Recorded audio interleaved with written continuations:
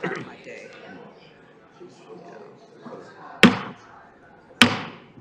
There you go. You got it now. You got it. I know you're not all here to see me. So those of you who mistakenly read that the Meyer Marvelous Marvin's hearing is tonight, the Free Press got it wrong, and they're not here. They're not going to be here tonight. It's not on our agenda. So if that's why you're here, you don't have to stay. You don't have to listen to my long goodbye. You don't have to see the new members sworn in, but of course, you are always welcome to stay, and we all love our residents, and it's a pleasure to see such a full house tonight.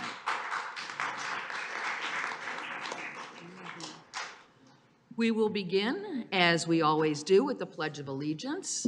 Michael Sweeney, will you lead the pledge, please? Yes, ma'am. Thank you.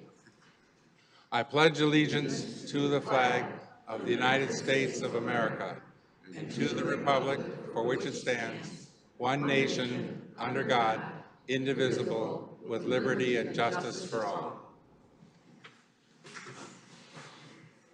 Next is the roll call, Yes, kind of. Mayor Barnett, Here. Council Members Bullower, Here. Bridges, Here. Bruce, Here. Knoll, Here. and I will acknowledge that Mayor-elect Rich is present and Council Members-elect Aldred and Dwyer are also present. Okay, this has been a year of kind of lasts. I've been serving this community for 40 years. I love it. I love the changes. I love the growth. The city council has always been wonderful, even when I wasn't on it. And it's just been a pleasure to serve our residents and our business communities over the last few years. I've been so honored to serve as your mayor. And during the past 4 years, we have survived a pandemic together, a wild summer of tornado-like winds and flooding, and countless DTE outages. We have also opened a first-of-its-kind I-275 bike trail, the Hawk Community Center, the Maker Space, thanks to the generous contributions from Bosch Corporation and the Zingerman Foundation, and our Business Incubator Center. And we have begun to install underground our new citywide with Farmington state-of-the-art high-speed internet fiber optic cable system. I could not have been a council member, state representative, or mayor without the help and support of my family. Along the way, my husband Mark has had several of his own titles. Most notably, when I was mayor pro tem, he was second banana to the second banana. And most recently, he has served as the way cool first dude, a title that will soon be bestowed upon Brian Rich. Our daughter Samantha was elected to city council in 2013 and again in 2019, before being sworn in as state representative on January 2021. The same year, she married my wonderful son-in-law, North Farmington High School graduate Brandon Sundheimer. She was a tireless campaign worker and my best debate coach. And our son and my environmental and all things science policy director, Jordan Steckloff, and my favorite daughter-in-law, Holly Hopkins, I only have one, so she is the best, also helped during my campaign and gave me exceptional advice along the way. And then there's Leaf. You want to know what I'm going to do after this? He's my 2.5-year-old grandson, and he makes me laugh every day. I'm sure you guys will figure it out. Which brings me to tonight. I want to thank our entire staff for their hard work and dedication and for making our council and mayor look good. You help us resolve citizens' issues and complaints, help businesses cut through the red tape, and help enhance the quality of life for all of us. Pam, you brought a high level of exceptionalism to the clerk's position, guaranteeing safe, fair, and secure elections, and serving as our Freedom of Information Act coordinator. I wish you a well-deserved retirement next month, and I know that the city will be in great hands when Carly takes over. Gary, I was proud to vote for you for city manager, and a lot of our forward thinking and creativity has come from you. An engineer, go figure. And you've been a great partner to city council and an advocate for our community at large. Steve, there is not a better city attorney in the country. But I want to fill you in on a little story of how he got here. There was the sudden death of our city attorney in the early 2000s, John Donahue, who was a great city attorney. And Steve was sent in by his boss to be our new city interim attorney until we figured out who to hire. When Nancy Bates, who was mayor at the time, and we all decided that we wanted Steve to stay on, his bosses came in and said, no, you don't understand. He's just a young associate. He's not a partner. And a city of your stature deserves a partner. And Nancy Bates, in her dry wit, simply looked at him and said, well, I'm sure you know how to fix that. And Steve has been here ever since, and we're so happy to have you. I've served with great city council members since 1995. I've learned so much from each of them. Vale, you're my go-to specialist on zoning matters, and I am truly grateful to hear your perspective. And your commitment to council and our historic buildings and heritage is unmatched. Randy, Dr. Bruce, when he was first elected, he raised the education quotient by quite a bit. But you've always kept an open mind. I want citizens to know that. Randy doesn't come in here with preconceived notions of how he's going to vote by the time the public hearing is over. He always keeps his mind open, and he has an exceptional eye for our city's future. Your calm demeanor has kept us focused and on task. And I will leave out the story when we both went to SIPS to see what was going on there. Scary evening. Mike, I want our residents to know that when you were first elected, your goal was to make our city staff more diverse and better reflect the multicultural and multiracial makeup of our community. That was your goal from the start. And we finally were able to champion that together. And now we are one of the few cities to have a full-time diversity, equity, inclusion officer on our staff. And that's one of Mike's great legacies that he leaves us. Jackie, my buddy, you are a voracious learner who takes the time to study each issue that comes before us.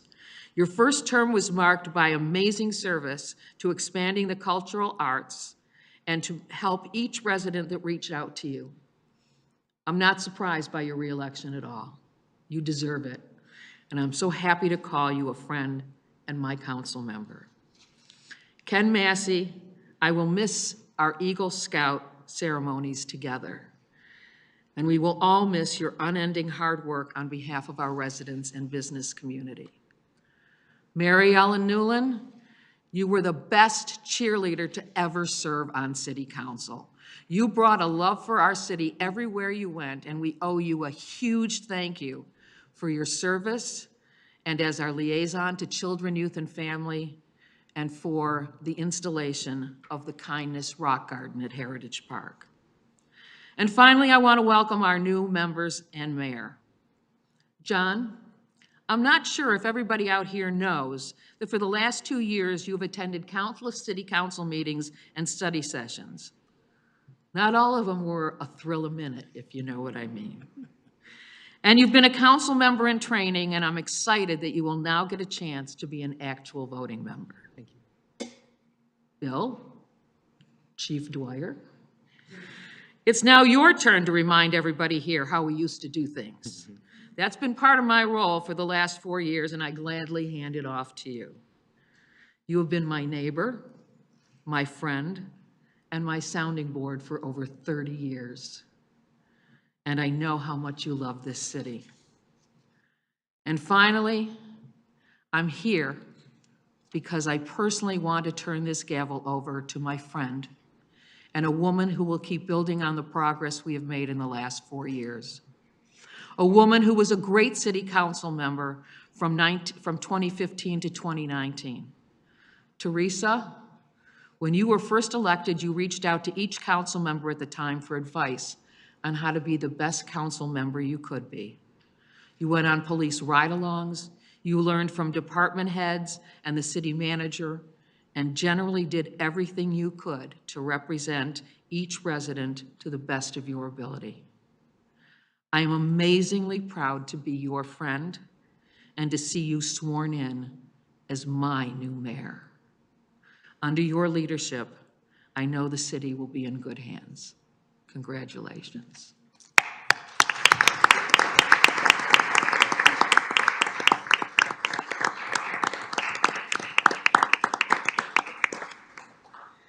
And now it's Teresa's moment.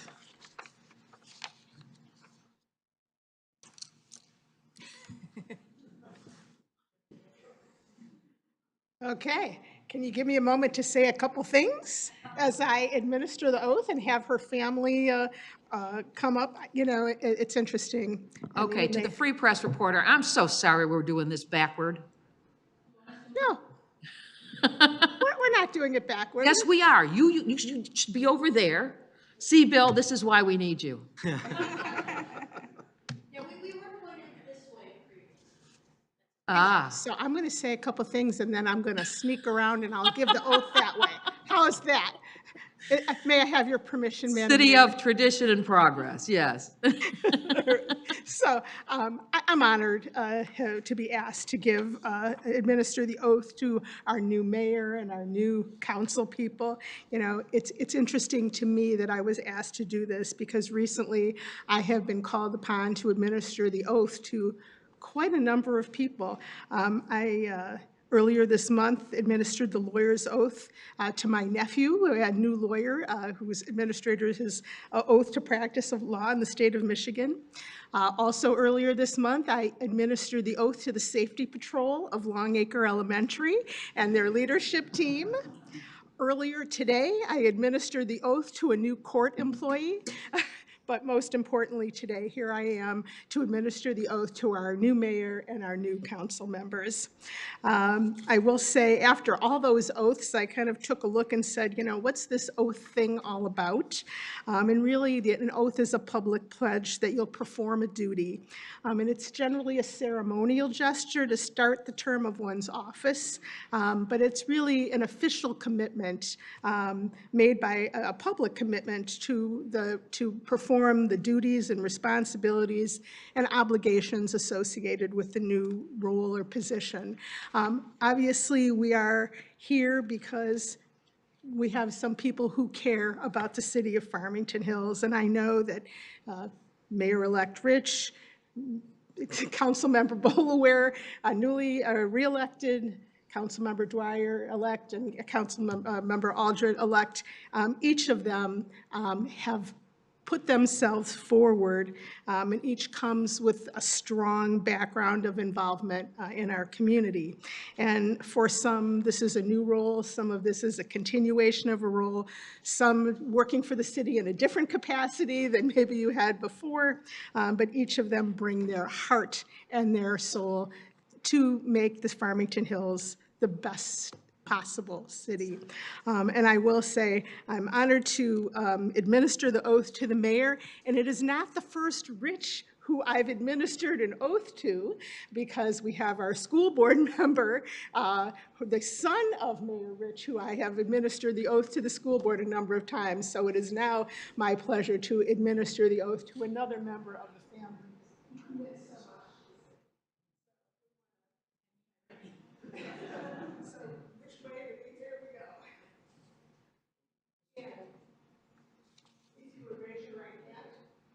Solemnly swear or affirm that you will support the Constitution of the State of Michigan and the Constitution of the United States, and that you will faithfully discharge the duties of the office of Mayor of the City of Farmington Hills, County of Oakland, State of Michigan, according to the best of your ability. Congratulations.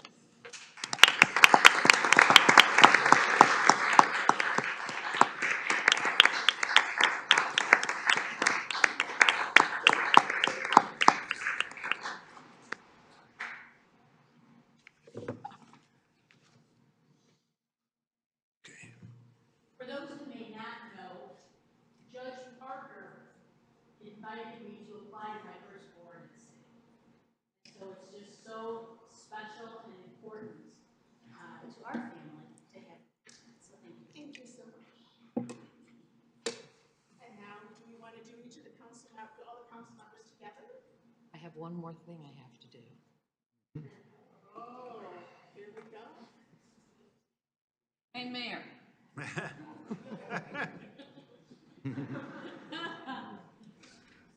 Okay, okay.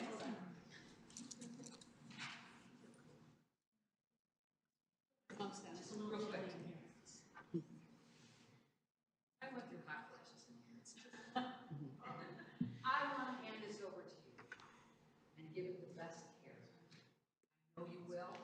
I know you will listen to each resident who comes before us, and to the public, it's intimidating because we're up here and you're down there. But this new council will listen to every word you have with kindness and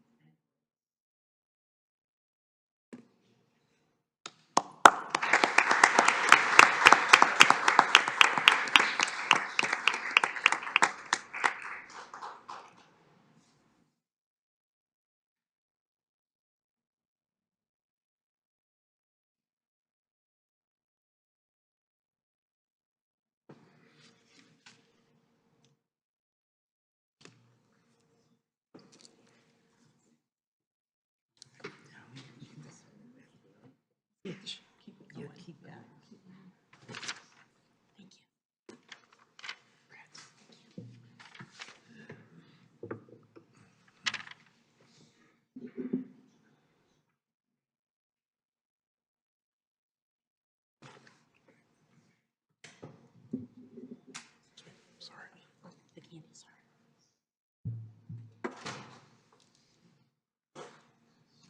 Madam Mayor, are we ready to proceed? Please do, Your Honor. I'm going to ask each of you to raise your right hand. You solemnly swear or affirm that you will support the Constitution of the United States and the Constitution of the State of Michigan, and that your actions as part of the duties of office of council member for the city of Farmington Hills, County of Oakland, State of Michigan, according to the best of your ability. Congratulations.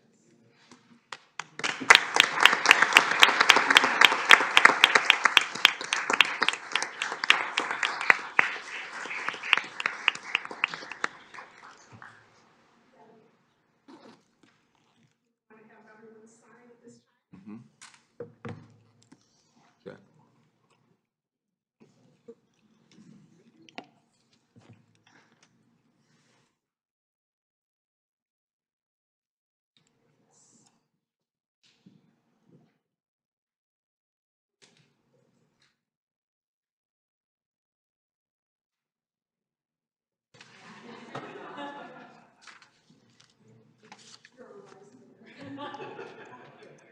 You can also take your certificates.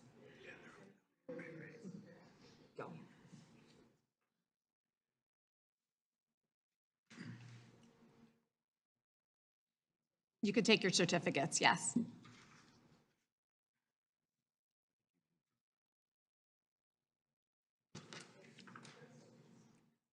Yes, I think you can take. Jackie, the those- certificate, those are for yes. you. Yep, Yes. you can take the certificates. And the, oh, no, the oath I will collect. Yes, thank you. Yes. Yes. Out on Monday nights twice a month.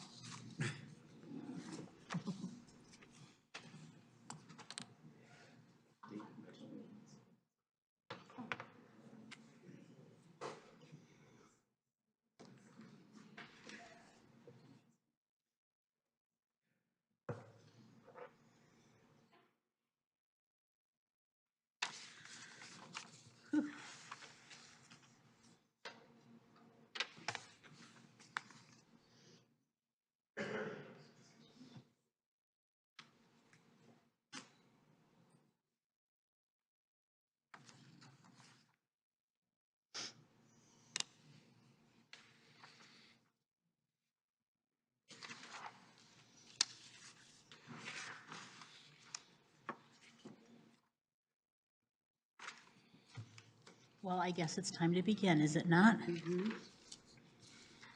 Good evening, Farmington Hills. Good evening, council. Good evening, staff. Good evening, all of you who decided to join us here today. Our first item is approval of the agenda.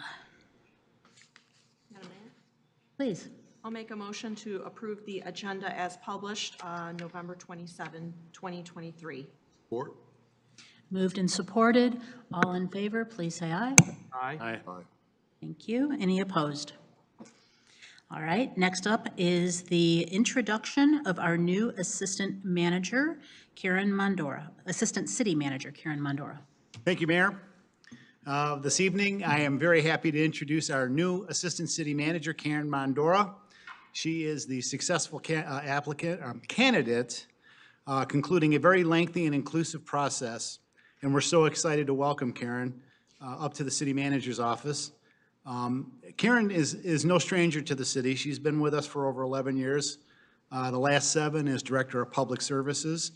And she has the greatest distinction of not only being a fantastic engineer and a great person, she's also the city's first female Assistant City Manager. So congratulations, Karen. Take it away. Thank you.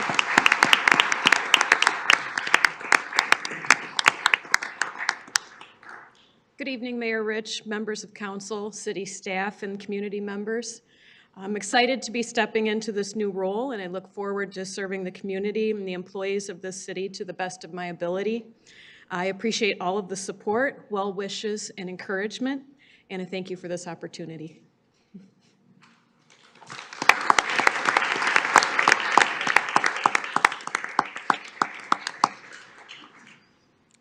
Thank you and welcome. Our next agenda item is the Emergency Preparedness Commission Tip of the Month.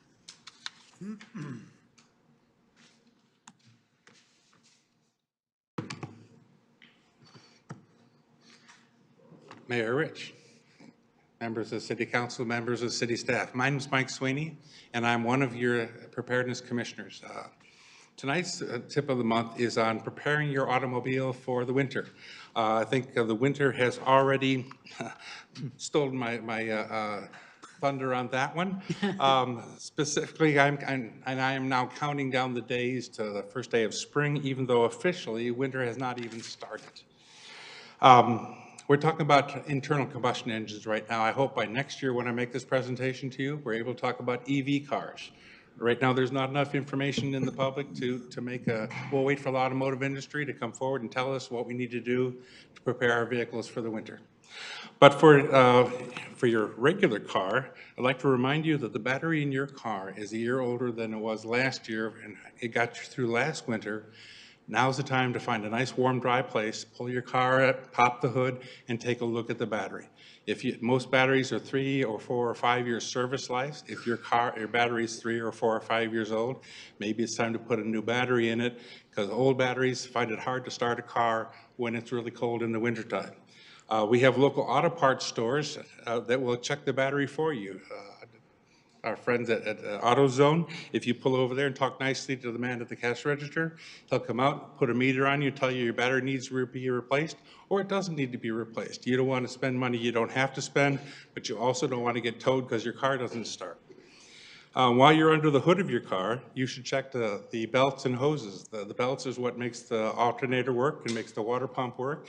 And the hoses gets the antifreeze from the radiator back to the engine and back and forth. Without that cooling circuit, you don't have an engine. Again, while you're under the hood, might not be a bad time to top off all the different fluids. The most friendly thing you can do for your engine in wintertime is change the oil before you go. You want it to be the right viscosity. You want to have the right filter on it. And frankly, about 20 years ago, when I was trying to chop down a tree, I decided maybe I didn't want to be crawling under cars anymore. So my friends at Uncle Ed, I see them. I have 2 cars in my family fleet. Twice a year I go see Uncle Ed, and they go in there. The guys are very nice, 15, 20 minutes of conversation, change the oil, make sure the tire pressure's right in the cars. Sometimes they sell me new wiper blades, and sometimes they don't. And then the car's ready for the winter. But on the subject of tires, your tires are also a year older. And as you may have found coming into the city council tonight, those older tires with the little thinner threads, maybe you're not stopping quite the way you want to stop. Maybe not be a bad idea to stop by one of our local stores and buy a new set of tires. Also, headlights. I noticed a couple of cars coming they're coming the other way. Some headlights were pointed right up into the sky, some were pointed right at the ground, some weren't on at all. A good idea to change your light bulbs from time to time and make sure the headlights are realigned. And I'm working against a 5-minute clock here. I'm doing pretty good. I always like to put in a pitch for have your car emergency kit. For me, that means a nice bright jacket, hat, gloves, a change of boots to get out of, and if I get stuck somewhere, I don't want my dress shoes out in the salty snow, I want to put on boots, sometimes a pair of socks, maybe even a little something to drink. I also used to like to fix all my cars. Maybe now I'd rather let the repair guy do that for me. But if you're still a do-it-yourselfer, you should have a small toolkit in your car, which would include the jumper cables, flashlights, an ice scraper, maybe a wrench, maybe a hammer. I do keep a pre-made medical kit in my car. If I'm involved in some kind of a trauma, I want to be able to put the bandage on, and while I'm calling for our firemen to come and get me, I want to make sure I'm still there when they get there to get me. And then, of course, you always like to keep a little food and water. If you're stuck overnight, put that little blanket that you've kept in the back seat, change into some dry clothes, have a power bar, have a couple of things of water, and wait for the people to come get you. And the last thing I'd like to talk about, and I think this is kind of clever, your cell phone may or may not be fully charged. So the first thing you do when you get stuck and you try to call the tow truck driver, whether you get him or not, I'd like you to go to your cell phone, change the answering outgoing message on your phone and say, my name is Mike. It is 11:30, it's Tuesday at 3 o'clock in the afternoon. I'm stuck in a ditch at the corner of First and Main. Somebody come get me. Now, if your phone dies, battery goes out, people call looking for you, they will get that out of office message. You can still be rescued. It's a simple little trick, but it might save you. Madam Mayor? Mr. Sweeney, Yes, ma'am. you had so many people making note of that last point. I had never heard that one before, so what a great, great suggestion.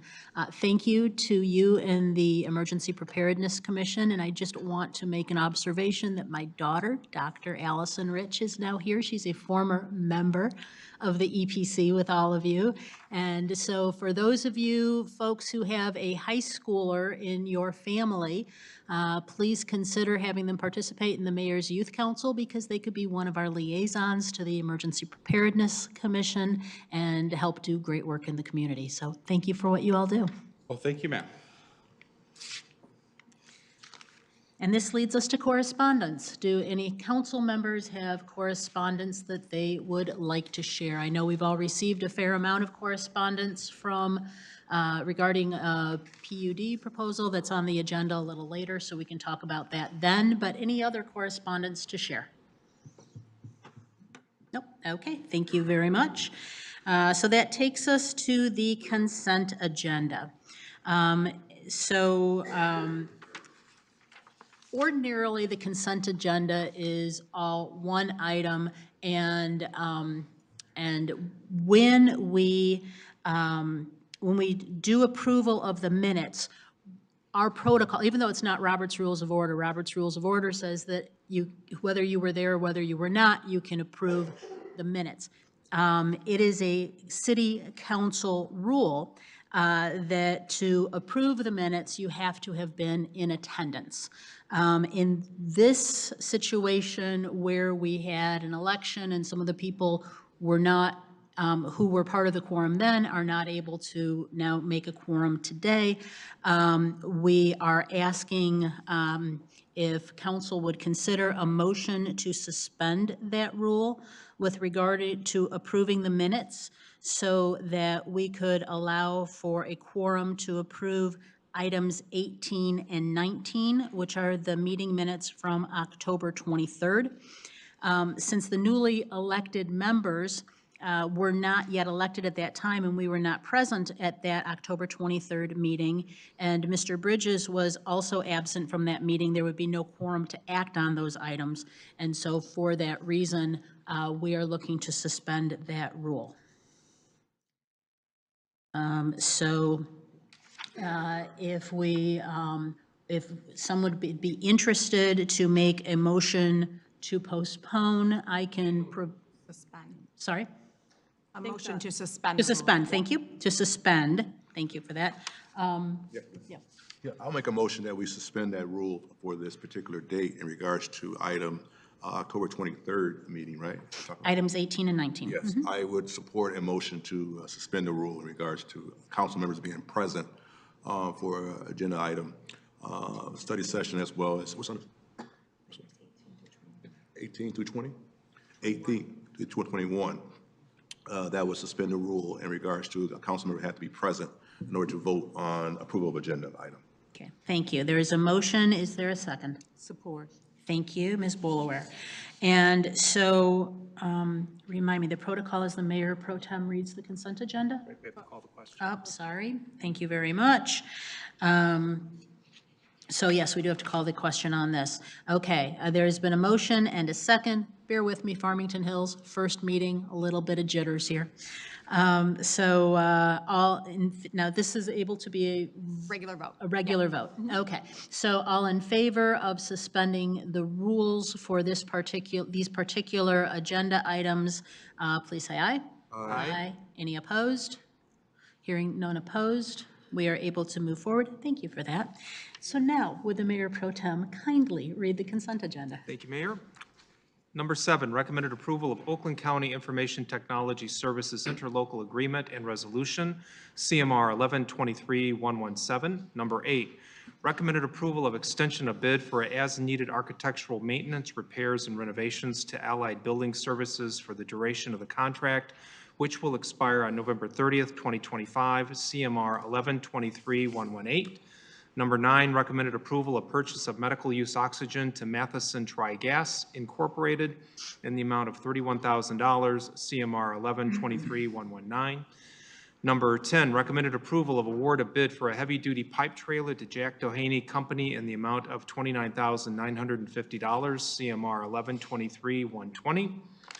Number 11, recommended approval of award of bid for the 2023 dirt and debris hauling program to GFL Environmental in the amount of $50,000 per year with possible extensions, CMR 1123-121.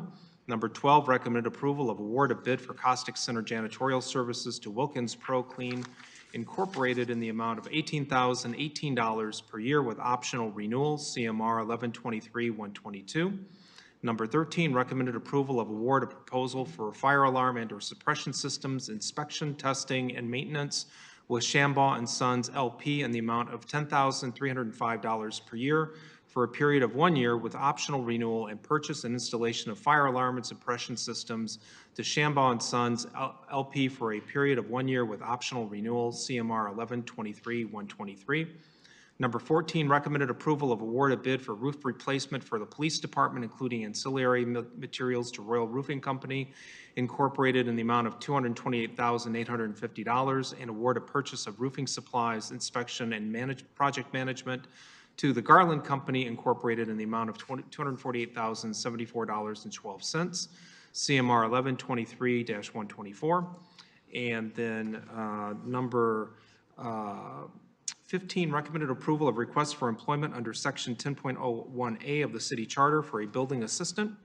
Number 16, recommended approval of request for employment under Section 10.01A of the City Charter for a gymnasium coordinator. And number 17, recommended approval of request for employment under Section 10.01A of the City Charter for a DPW seasonal laborer. Number 18, recommended approval of City Council study session meeting minutes of October 23, 2023. Number 19, recommended approval of City Council regular session meeting minutes of October 23, 2023. Number 20, recommended approval of City Council study session meeting minutes of November 13, 2023. And number 21, recommended approval of City Council regular session meeting minutes of November 13, 2023. Thank you. Very well done. Thank you. Okay, so let's start with, I'd appreciate a motion on items 7 through 17. Please, Ms. Knoll. I'll make a motion to approve the consent agenda for November 23, items 7 through 17 as read by the Mayor Pro Tem. Thank you. There's a motion. Is there a second? Second. A second, motion by Null, second by Mr. Bridges. This is a roll call vote. Council members Aldred, Yes. Dwyer, Yes. Bulaware, Yes. Noel, Yes. Bridges, Yes. Bruce, Yes. and Mayor Rich. Yes. Thank you.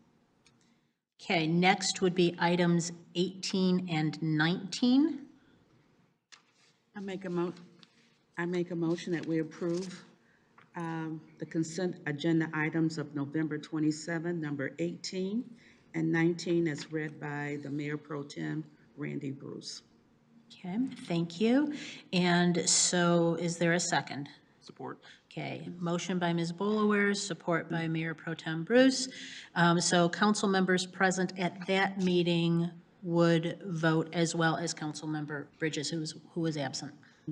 And then the rest of us will abstain. Council members Dwyer, Yes. You abstain. abstain. Abstain. Yeah, sorry. Abstain. Bulaware, Yes. Noel, Yes. Bridges, Yes. Bruce, Yes. Aldred, Abstain. and Mayor Rich. Abstain. Thank you. Thank you. And next, a motion for items 20 and 21, please. I'll make a motion, Madam Mayor, that we approve agenda items, consent agenda items number 20 and 21.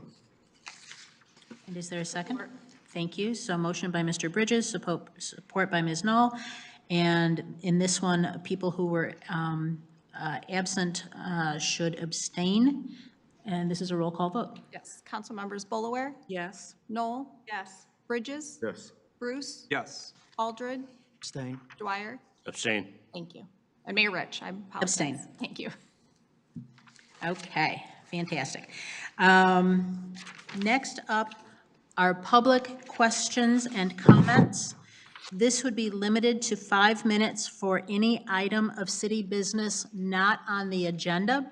And for those of you who might have come in after we started the meeting, just FYI, the Free Press had it wrong. We do not have the marvelous Marvin's Myers 14-mile Orchard Lake PUD on the agenda for this evening, although of course we are very happy to hear from people.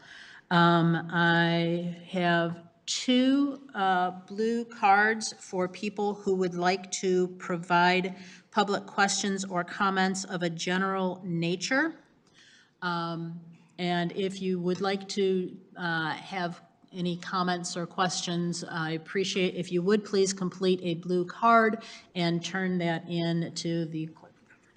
Oh, not for general? I beg your pardon. All right, well, we do have 2 cards for that, so I'll call on those individuals first. Oh, no, go ahead, Pam. Recognize Pam Gerald. Good evening. Yeah, for those of you that don't know me, my name is Pam Gerald, but I go by the name PG, and I spell it like PEA, like sweet pea, and then GEE, like gee whiz.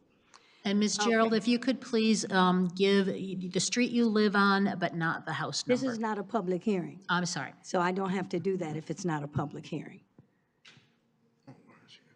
Thank So you. I just wanted to thank the Farmington Hills Police Chief Jeff King and the Southfield Police Chief for being committed to the collaboration to do a town hall study session for the people, the People's Forum. This was the last event that we did November 8th of 2023. This was on domestic violence. We know that our society is hurting. The first forum was on gun violence. Turn on the news and you see it every day. The second forum was on suicide prevention. How many people commit suicide with a weapon? And then domestic violence. How many abusers use a gun? This is dialogue that we need to have.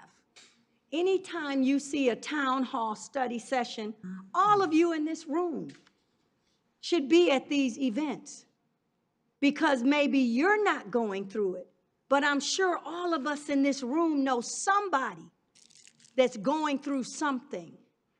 So I'm going to thank my police chief, Jeff King, my other police chief, Elvin Barron from the city of Southfield, for just sticking with these town hall study sessions, giving the people a safe environment to speak about issues that have a direct impact on all of our lives. Thank you, Chief King. And Chief Barron, I know that you watch these meetings sometimes. I want to thank you too from Southfield. I want to thank my husband also, that handsome guy in the front they call the Silver Fox, for just being with me for everything that I'm tasked to do. I thank these two chiefs for putting their confidence in me that I could facilitate and put these events together. I want to thank the community that gave donations for food, because we provide food at these events. We don't advertise it because we want you to come for the substance and not just for the food, but the food is open because it's free and it's for you. I want to thank the people that gave donations for us to put this event on 3 different radio stations, 107.5, 92.3, and 97.9. I want to thank the team at iHeartMedia for allowing us to come in and be interviewed on a show called Light Up the D to talk about this event, domestic violence. So I'm going to ask that you stay tuned to the 2024 Town Hall Study Session for these 2 police chiefs, your chief, Jeff King, Southfield Police Chief, Elvin Barron, and try to support these events. And I also want to say to all of you in here, do me a favor before you go to bed tonight. Open your heart, your mind, your soul. Visualize what you can do to make this world a better place. What matters is love. What matters is respect and the difference that you can make in somebody else's life. Thank you so much.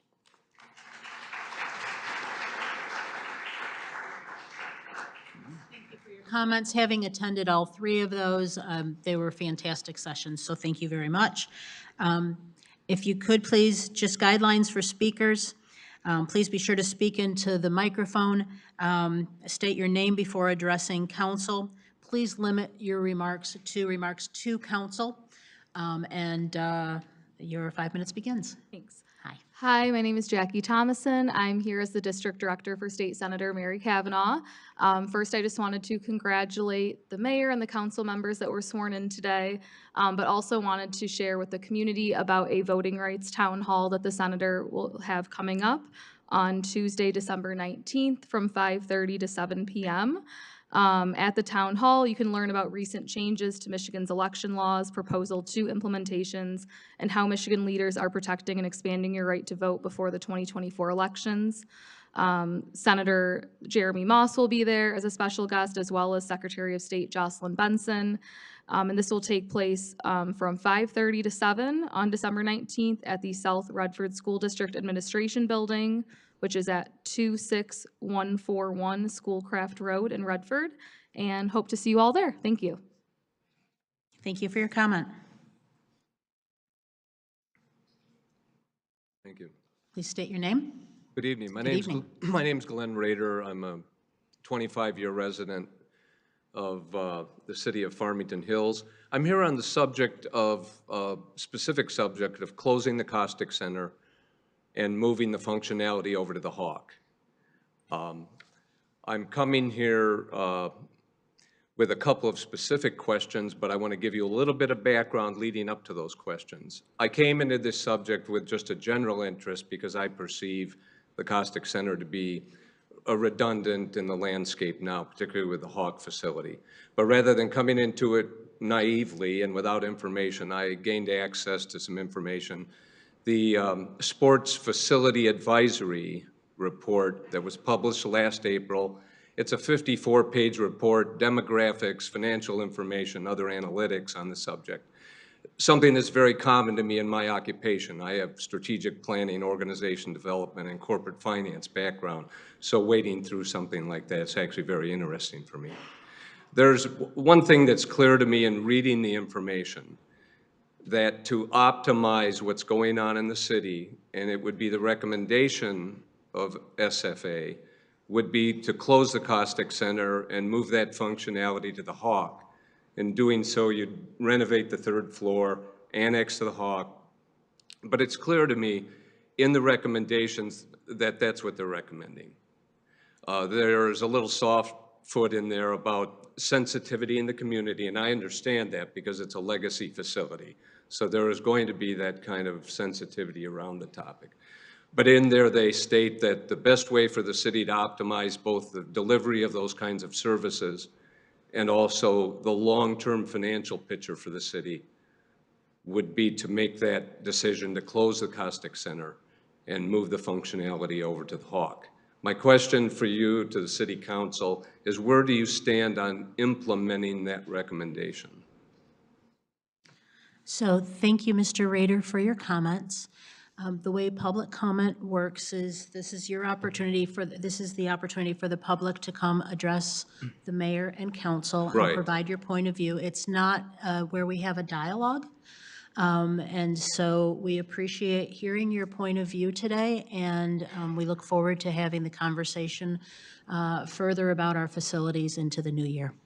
Okay, what I would like to ask you is, when you made the introduction to this part of the agenda, Yes. it was specifically that questions, it was a period of time to ask questions.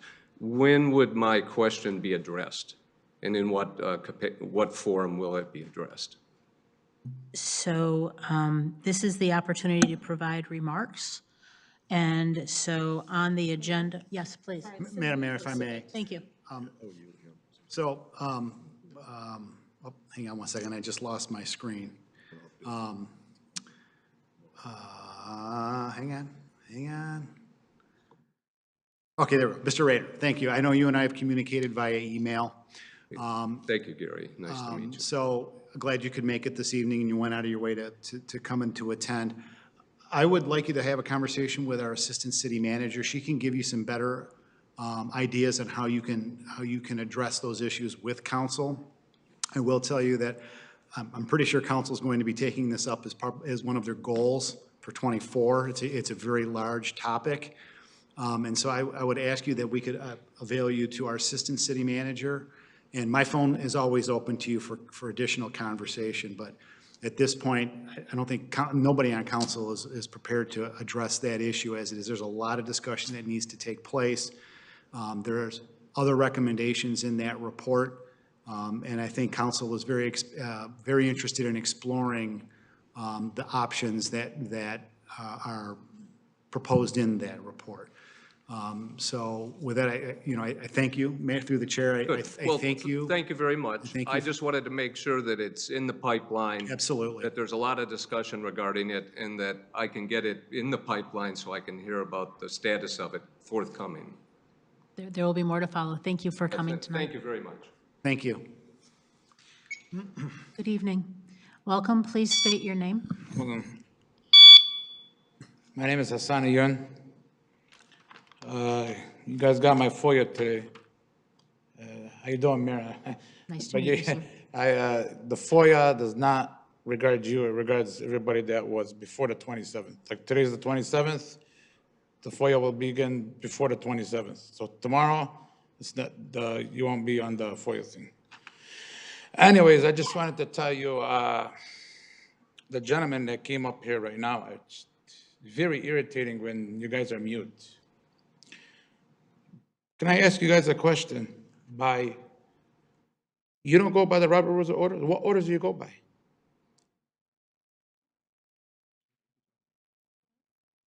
Robert, We go Suspend the by, rules, put the motion on the floor, and let me talk to your attorney. Let me talk to Steve. Suspend the rules. The motion on the floor, suspend the rules, and take roll call. so thank you, sir. I appreciate your. Chair, suspend the rules. Excuse me. Put the Excuse me. motion on the floor, and take roll call, please. So I'm going to defer to the city attorney. Well, again, this is for public comments. This is for public comment. I'm entitled to suspend the rules, put the motion on the floor, and you're gonna take roll call. I'm entitled under. Point of order, Madam Mayor. This is a, Yes, this yes. is an open Excuse me, meeting. sir. Excuse me, of sir. order. I am suspending your time for the moment. If the person is out of order, and I would suggest either he just make comments or we move on. Thank you. So, sir, we welcome you. and you are welcome to make comments. We are not going to be understand. I am replying, and this entitled is as a not where human you have being. the opportunity to put a motion on the floor. I can't put a This is your motion? opportunity. No, sir, that is not on the Then agenda. what rules do you go by? What rules do you go by? You have to So- go by some rules. You so- can't just tell me to leave, and you can't sir. tell me to be quiet. This is 3 minutes. This is freedom of speech. I haven't said nothing wrong to you. So, You're gonna sir- tell me what to say? Hold on, don't interrupt me. I wasn't interrupting you. I want to know what agenda do you follow? What rules do you follow? Madam You Mayor, have to follow some rules. Thank you. Mr. City Attorney, excuse me. Madam Mayor, this is the point on the agenda for the public to be able to make comments, Yes. not to engage in dialogue with city council, and only city council can make motions. If the comments aren't made in order in terms of being public comments, then the gentleman could be ruled out of order and given warnings, and so Out of council order? can How am I proceed out of with order? its Suspending the rules, I'm business. asking you a question. You guys want to sit So, there and tell me sir, I'm out of order? I Sir, am, if you want to kick me out, there's a public act meeting. You know what the public act meeting is? I know everything. I do studies. so, The sir, Open Meetings Act. sir, you are out of order. I need you to please, if you are going to address a Ma'am, I have specific 3 item minutes to to the city, speak. It and, says 5 minutes to speak, and but you keep interrupting me. I tell you to suspend the rules, I tell you I can't suspend the rules. I want to speak to you, you don't want to speak. You want to be, there has to be rules here. so, You make your own rules. That's the funny part. You want to mute people, you don't want people to talk. I asked you to suspend the rules, you don't want to suspend. How am I out of order? I'm talking calmly. This is my time. Sir, This is public Then comment. you utilize it and make your comments, but you're wasting your time being argumentative, and that's not I'm what not this being is for. argumentative. You're the one that I can speak. I can say, Sir, I am- I can keep speaking wherever I want to speak. I am not going to engage with Okay, you. then you I don't am have to going to engage. listen. You can listen So, then. I am listening. You have You keep 2 interrupting me. minutes and 10 seconds. Okay. All I'm gonna say is you guys have rules, and the rules that you guys follow is your rules. You follow the Robert Rules of Order. I'm gonna tell you why. It says roll call, Pledge of Allegiance. You suspend the rules. All this is the Robert Rules of Order. Okay? I will be sending you an overnight delivery, okay, and telling you specifically what the Open Meetings Act is and what this is and what that. Listen, it's not my first council meeting. Trust me. I went to Garden City, Dearborn, Westland, all over. I come all over and people don't follow the rules. That's the problem we're having. That the public is entitled to ask questions, suspend the rules, like the Robert Rules of Order. You have to follow something. I'm being honest with you. And he's smirking over there like he knows what time is it. You know what the Open Meetings Act is. If you violate the Open Meetings Act, I can go talk to my attorneys and file a lawsuit. This is what you guys want? I don't want that. I want you guys to answer questions to the public. Sir, you have 1 minute remaining. Okay, ma'am. Like I told everybody, the clerk was nice enough, and thank you for sending me the correspondence for my FOIA. Everybody will be FOIA'd, their emails. Everybody will be FOIA'd, their text messaging. Everybody will follow the FOIA rules. Now, you tell me, Mr. Attorney, do you have to follow the FOIA rules? I think so. So go to a closed session with your colleagues and figure out what the Open Meetings Act is. Because you guys have not studied what the Open Meetings Act. Sir, you have 20 seconds. Thank you. Thank you.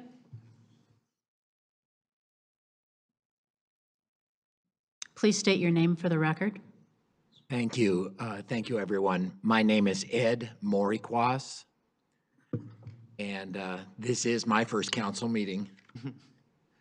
I'm sorry, I mistakenly believed that you were going to be talking about Marvin's tonight, so that's what I came prepared to address. But since it's an open forum, you know, I promise to be brief, but here's my message.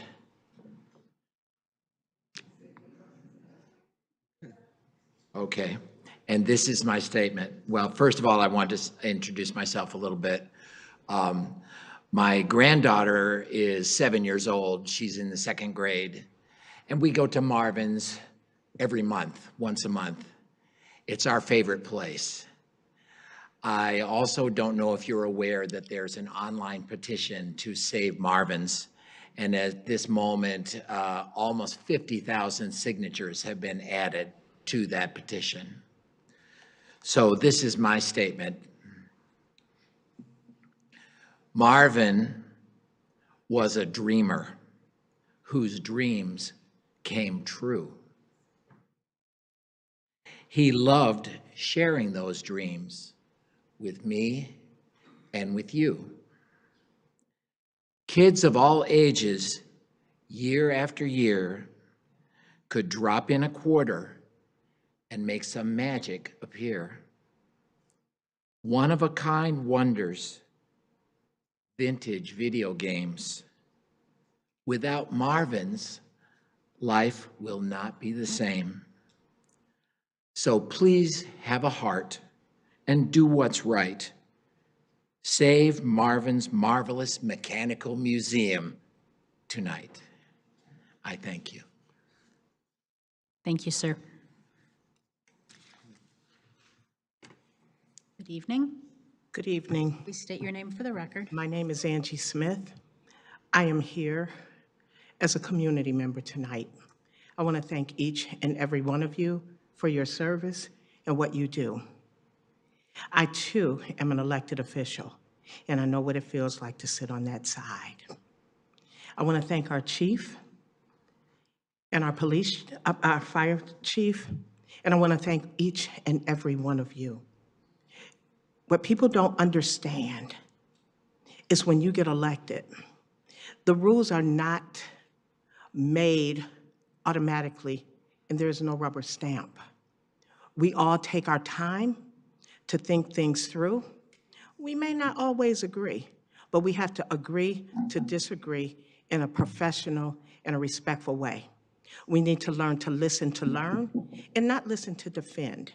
We do follow Robert's Rules of Order. We follow all the rules, but at the end of the day,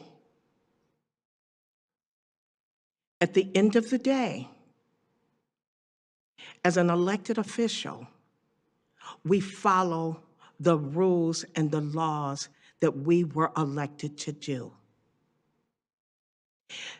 During public comment, it is called comment, not question and answer.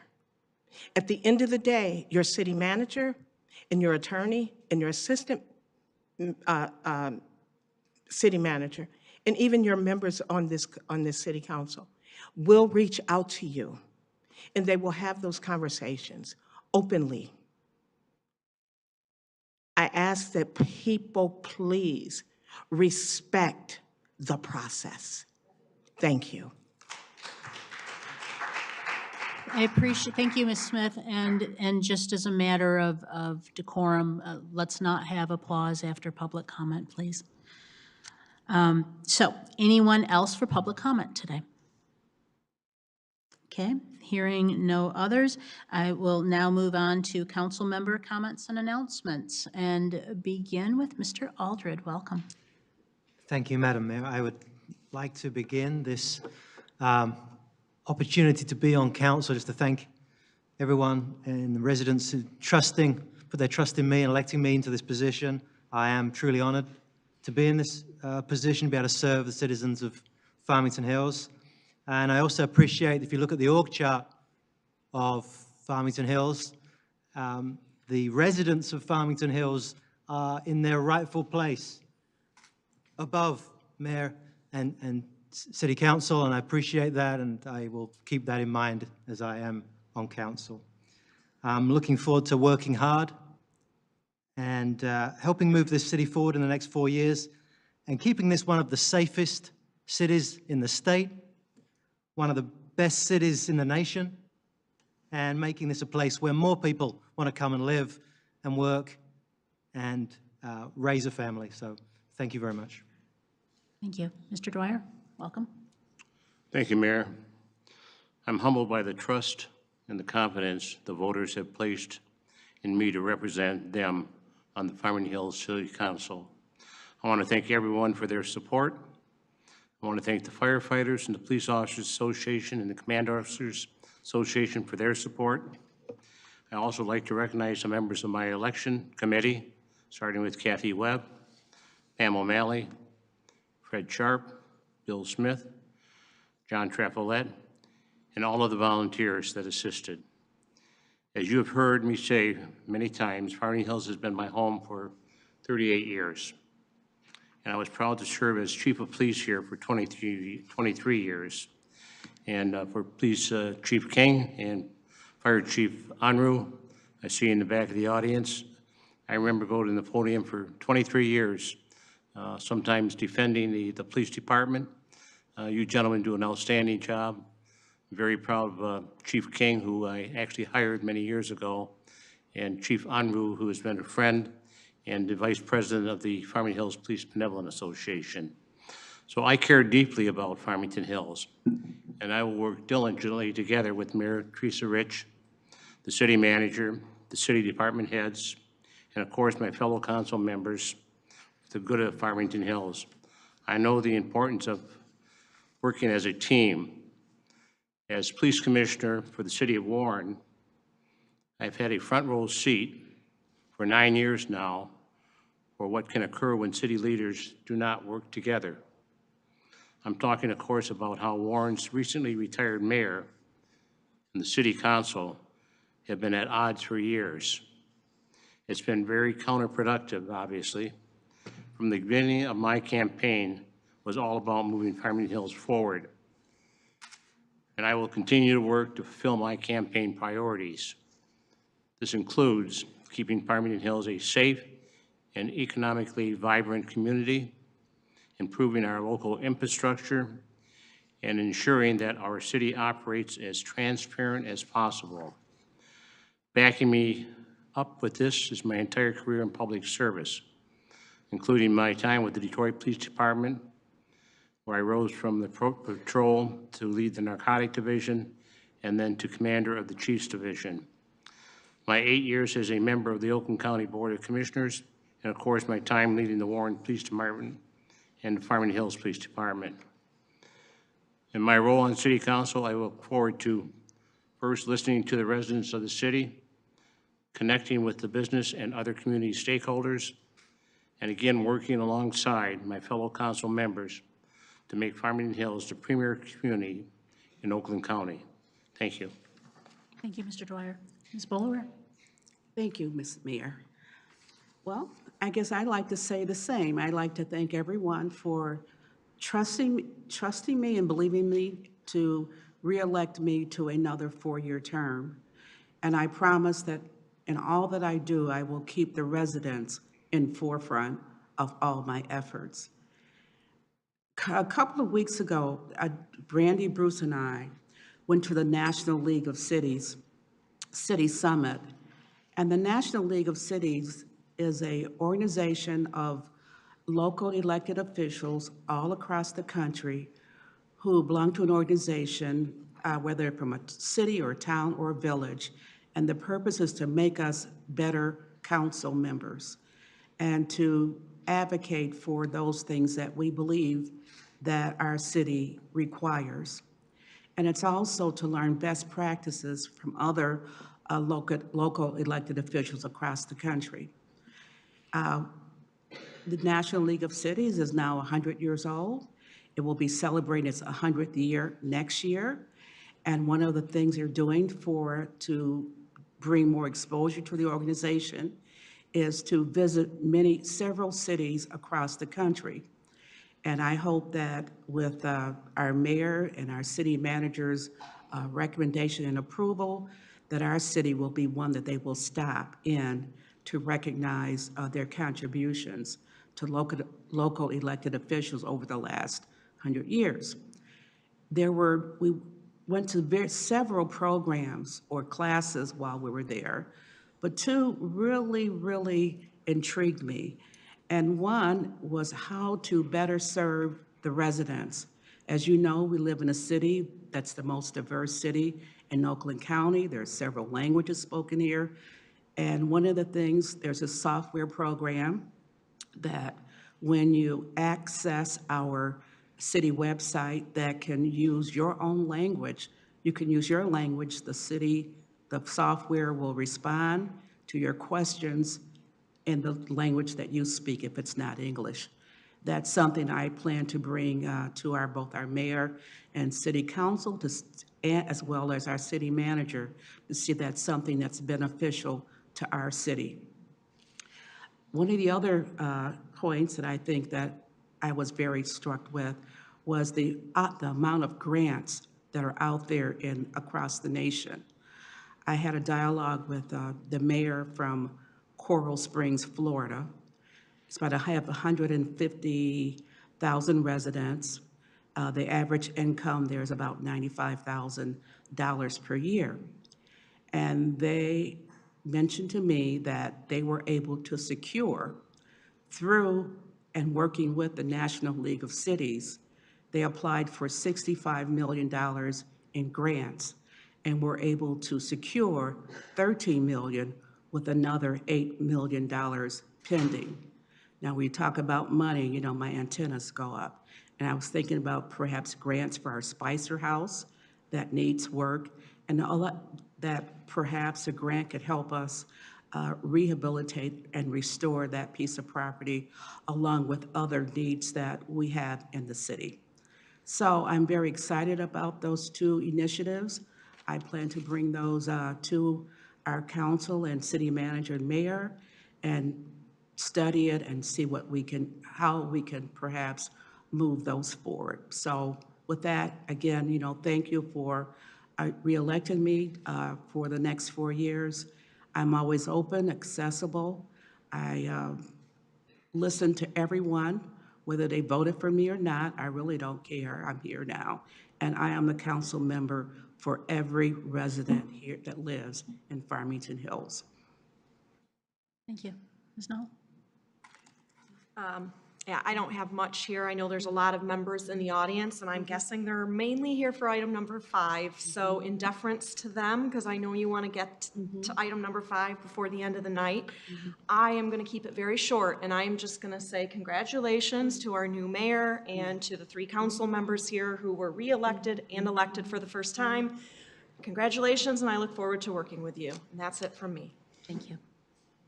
Mr. Bridges? No, I just wanted to say welcome Councilmember Aldridge as well as Councilmember Dwyer. We really appreciate your being here today, and I'm sure we're going to help to work together to make sure Farmington Hills remain a city that it is, a city that's a safe city, that we continue to attract new investment in our community, new families, and you guys bring some expertise to this council that can be helpful in regards to as we go forward the next 4 years. Also congratulate Councilmember Boulware.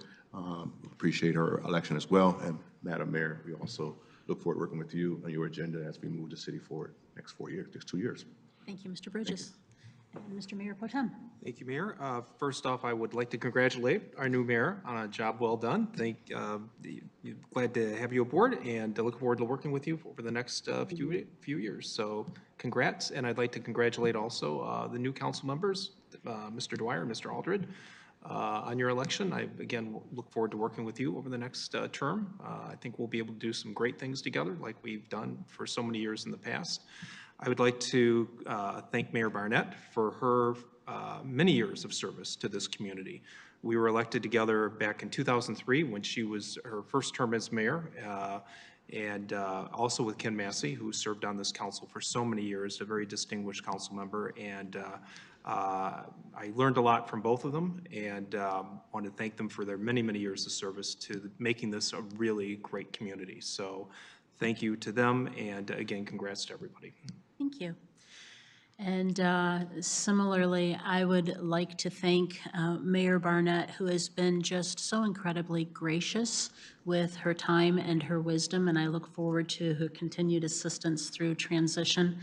I so appreciate the continuing and new council members for their very warm welcomes and the great opportunity we've had to have just some preliminary conversations. So appreciate that. Appreciate the city staff, city manager, for their warm welcome and helping me not be totally stupid running my first meeting, maybe just a little bit. You know, for the voters, this is just an incredible honor. And as Ms. Bolaware stated, whether you voted for me or whether you didn't, I'm still going to be mayor for all 83,000 of us. And so I look forward to hearing from you. Here's a reality. There are going to be times that we agree and you say, dang, that was great. And there are going to be times where you say, oh man, she is so off the mark. That's okay. Let me know what you think. I want to hear what your points of view are. And when the time comes that we disagree, let's try to do it without being disagreeable and try to be civil, because I think that's what our community asks for and our community deserves. So, yes, sir. Can I jump in real quick? Please. I forgot one person. I forgot to congratulate Ms. Bolaware on your reelection. Just so you're stabbing you up here, that it just slipped my mind, but congratulations on your reelection, so. Thank you. Perfect ad, perfect ad. I also want to thank the outgoing council members for their service. Dr. Ken Massey served this community for 20 years, and really appreciate what he has done for us, and I appreciate the service of Ms. Newland. And I am sure that these people will not go away quietly in terms of not being involved in the community. So I look forward to their continued involvement and participation in our community. So that said, I want to start something that is a little something to celebrate at council. So I have a couple things to share today that I learned just recently. Received an email from Patricia Sattler, who's the principal at Mercy High. So a couple things to celebrate going on there. And so they are celebrating 3 state championships: golf, volleyball, and swim and dive. And members of their cast for Frozen, which will be their spring musical, are going to New York to perform on Good Morning America, which is pretty exciting for all of them. I also want to thank the people at Leo's, who on Thanksgiving from 10 a.m. to I think 2 or 3 p.m. in the afternoon served free Thanksgiving dinners to whoever wanted to show up in the community. And, you know, we think about what makes Farmington Hills a destination. It's things like that. So to the extent there are things that we can celebrate, let's do that. Love to hear from you. And with that, let's go to that item 5. Yes, please, Mr. Bridges. Just a quick comment back. We'll move back, and I wanted to also recognize City Council member Ken Massey. He served his community for 20 years, and was actually the pioneer in a couple things in our community that we currently continue to benefit from. One is CPR in our high schools. Secondly, he was involved in creating the SAFE, which is a suicide prevention organization for Farmington Hills, focusing on youth and adults. And those are a couple of initiatives that he was involved in. On top of that, Ken was always a very able council member on this council. We not always agree all the time, but he was a good council member that I think that deserves a recognition. Also want to recognize Mary Newland. Mary Newland served as council for 4 years, and Mary was a forceful advocate for the south end of Farmington Hills, and she's a big cheerleader, as our mayor stated as well. But I also want to thank Vicki Barnett for her leadership in our community over the many years as well. Thank you. Thank you. Any other ads before we go to the city manager update? All righty, fantastic. Thank you, Mayor. Good evening, council. I too would like to thank our outgoing council members and our mayor. I mentioned at the last city council meeting, their many, many years of service were tremendous for the city, and the city is much better for their participation and their dedication to the city. I'd also like to congratulate our newly elected mayor and our newly elected council members, as well as our incumbent, Councilperson Bolaware. And a job well done, and look forward to really working with City Council and addressing many, many issues that we have coming after the first of the year during our goal-setting session. And lastly, on this particular issue, I really want to give a tip of the Farmington Hills cap to City Clerk Pam Smith and her staff for administering another extremely well-run election, especially given the massive changes due to the state election laws. So job well done, Pam. Well done. Wanted to remind residents that yard waste collection, although it snowed today, ends on your regularly scheduled day of the week on December 11th through the 15th. And mentioning as it relates to snow, looks like winter weather is here a little bit earlier, although maybe it'll melt later in the week. And kind of dovetailing into the EPC comments of earlier this evening, our DPS crews will be out this evening performing winter maintenance operations, salting, things of that nature, and encourage everyone to drive safely as we move into the winter driving season. Lastly, our citywide high-speed fiber installation continues. They're a little ahead of schedule. They've put in just about 50,000 feet of fiber, if you can believe that, in the last month and a half or so. Sci-Fi crews will be working in the area north of 12 Mile Road from Farmington to Drake Roads, focusing on the Kendallwood and Farmington Green neighborhoods. And Sci-Fi has completed most of the fiber installation that I provided City Council in Section 23 of the city, which is from Orchard Lake Road to Middle Belt and from 11 Mile down to 10 Mile. So they're making great headway, and we're looking forward to that. Thank you. Fantastic, thank you. Okay, we are now moving to item 5, the PUD 1 from 2023, the public hearing item. The city has received a request from the applicant for City Council to postpone action on this item to allow them to submit a revised plan to the city. Since the public hearing was advertised, however, we will go ahead and hear from staff and the applicant if they wish, and then we will open the public hearing and allow anyone who is present to speak on the item as advertised for the 5 minutes. So with that, hello, Charmaine. Good evening. Good evening. Charmaine Kettler-Schmaltz, Director of Planning and Community Development. You stole a little bit of my thunder, but that's okay. We're here for the public hearing of PUD 1, 2023, and I'm going to do a brief introduction of the item. We have our planning consultant here with us this evening if there are any questions on the review. So, without further ado, we have the location, which is on 13 Mile between Middle Belt and Orchard Lake Road. The plan that was submitted, that was advertised, is 5 buildings with a total of 100 units on site. This was reviewed through our Planning Commission over the last few months, concluding with a Planning Commission public hearing on October 26th, 2023, that resulted in a motion to recommend denial to City Council of this item.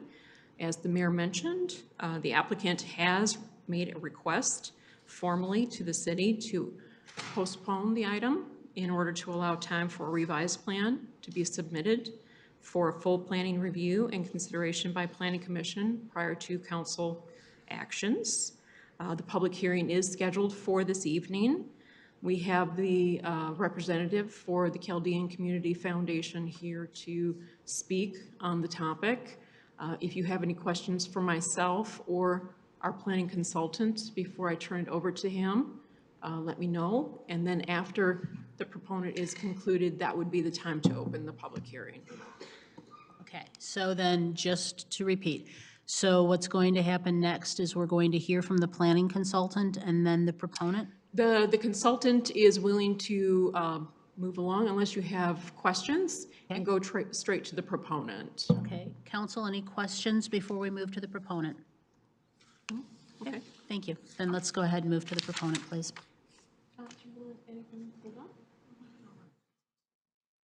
Good evening, everyone. Good Tom evening. Haji, Director at the Chaldean Community Foundation. Congratulations to Mayor Rich and the newly appointed council members, the residents of Farmington Hills. This has been a long journey, and we've been through these meetings with Planning Commission now 5 times, and we appreciate the opportunity to speak to the city council members a couple weeks ago. We're trying to be respectful, mindful, and thoughtful, and that's why we want to come back with a revised plan, and hopefully the Planning Commission will be more receptive to that. But we definitely want to be a respectful neighbor, and we hope to pursue this project, but if it doesn't happen, it doesn't happen. I know your job is to respect the residents, and we appreciate that, and we're here to appreciate the residents as well and respect them. Again, no ill will, but that's our plan right now, so just wanted to make that statement. Okay, thank you very much. Does council ask questions of them? Sure. Well, if council would like to ask questions at this time, they certainly can. However, usually the matter proceeds to a public hearing at this time. I think just mentioning that if this is postponed by city council, there would be future public hearing regarding this item. This wouldn't be the only opportunity for the public to speak. The revised plan, if it is postponed, would go back, and there would be an opportunity for comment on that from the public if they would so choose. But tonight, it was noticed by law, and I've advised council that opening the public hearing for those who took the time to attend tonight, if they wish to speak, they can. And so we shall. Thank you. So I am now opening the public hearing, acknowledging that we have received correspondence for this public hearing item. And the following individuals have submitted written correspondence to the city expressing opposition to the project that has now been withdrawn but was previously proposed.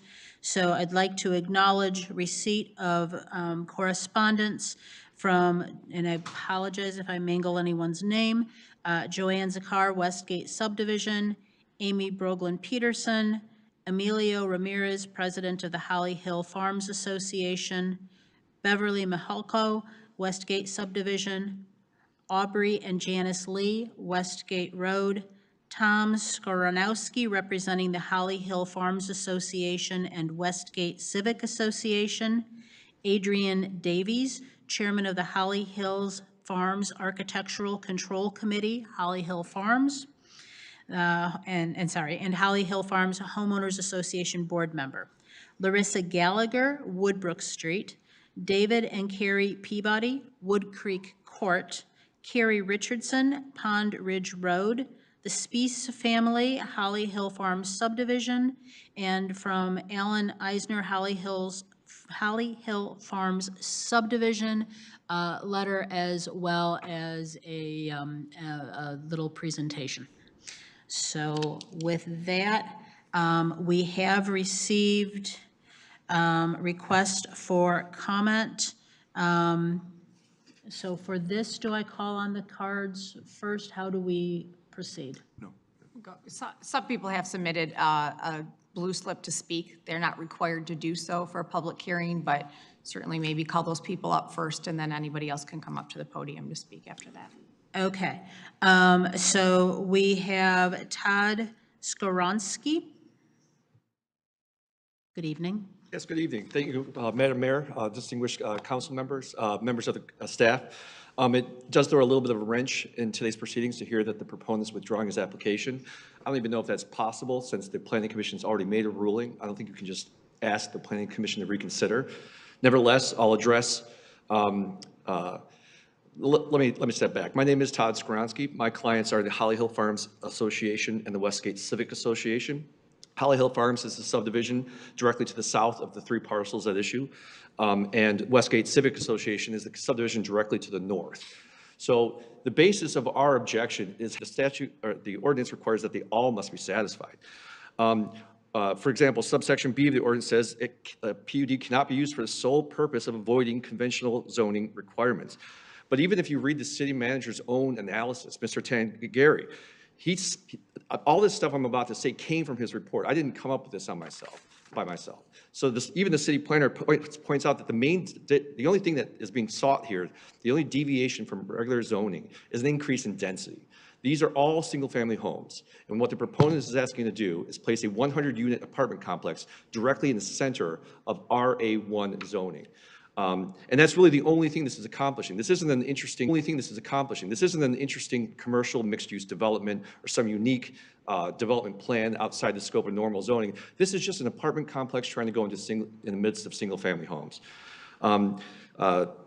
Subsection C of that same section of the ordinance sort of says the same thing, that PUDs are not appropriate where the same land objectives can be accomplished through conventional zoning. Again, the city planner himself opined that this 100-unit apartment complex would be suitable in an RC3 zone. Subsection D says a PUD cannot be used to add service and facility loads beyond the city's master plan. and this is all, I expand on this in my written objection, but the city's master plan shows this area as all single-family residential housing. So if this was allowed as a PUD in the midst of these single-family residences, that would clearly increase the service load beyond what was actually envisioned in the master plan. The city planner indicated as it currently is configured, that those 3 parcels could contain up to 13 single-family residences. So you can just imagine the increased service load 100-unit apartment complex with 100 families is going to have on that parcel as compared to what is allowed now, which would only be 13 single-family homes. Subsection E has a list of several city objectives. Only one of them has to be applicable, but I'll point out 2 that don't apply here. Simply put, an RC3 density apartment complex is not compatible with the surrounding development. And it's also not compatible with what was originally contemplated by the master plan.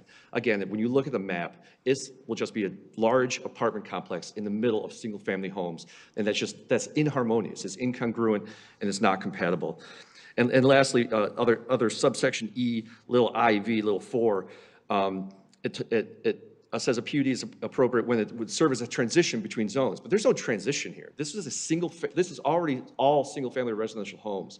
There wouldn't be a transition. There would just be a large apartment complex thrown down in the midst of these single-family homes. And then lastly, subsection F of the PUD ordinance says, of this applicable one, says it's not applicable where the sole objective is to increase density or avoid a variance request. And in fact, this PUD application seeks to do both. It seeks to avoid the density restrictions of an RA1 zoning, and it also seeks to avoid seeking a variance even if this was an RC3 zone.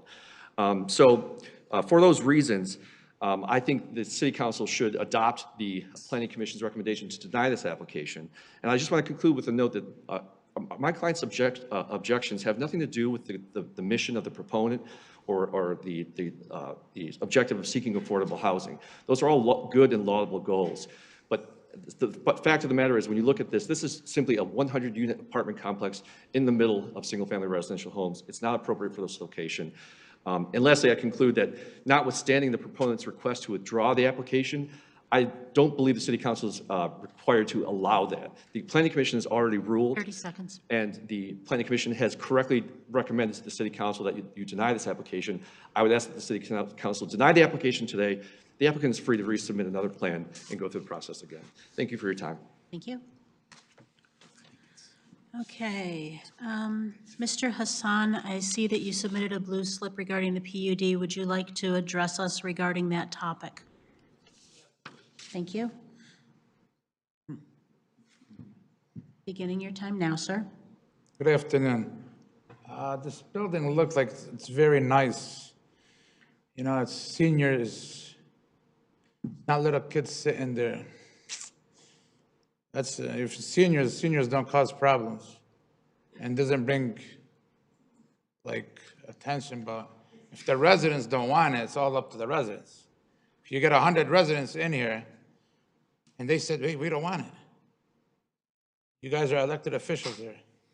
You don't have to listen to me. You can listen to all these residents in here. These residents in here speak. They don't want it, or they want it like you can do a study session or an open session where people can submit stuff and you guys can probably fix it, make it go up or down or move it somewhere. It's nice to have a senior citizen building somewhere in Farmington Hills. I'll be honest with you guys. Instead of having little kids living there, 21, 22, 23, 18-year-olds partying, and you know, it's understandable. You know, everybody's allowed to sit here and build, but the residents have the more impact. If the residents say they're okay with it, they're okay with it. They're not. You guys are elected officials. You're supposed to listen to the residents. But this map over here looks like, I don't know what's the angles for it. Like, do you guys got anything that specifically shows, or just a map? You got something like we can see what road it's going to be on? What's the plan? How is it going to be? The figures for the plans? Was there a study session, something? We need to know all this. You see what's happening is people are submitting stuff to Farmington Hills. You get no study session. You get nothing at all. They're just rubber stamping. That's it. People have their own opinions. They don't want it in their backyard. They don't want it. But people don't understand that when we come here, or I came here, I came because of Marvin's, that I thought the meeting was today. And the only reason that people are always mute and they don't want to answer the residents is because you guys already made your minds up.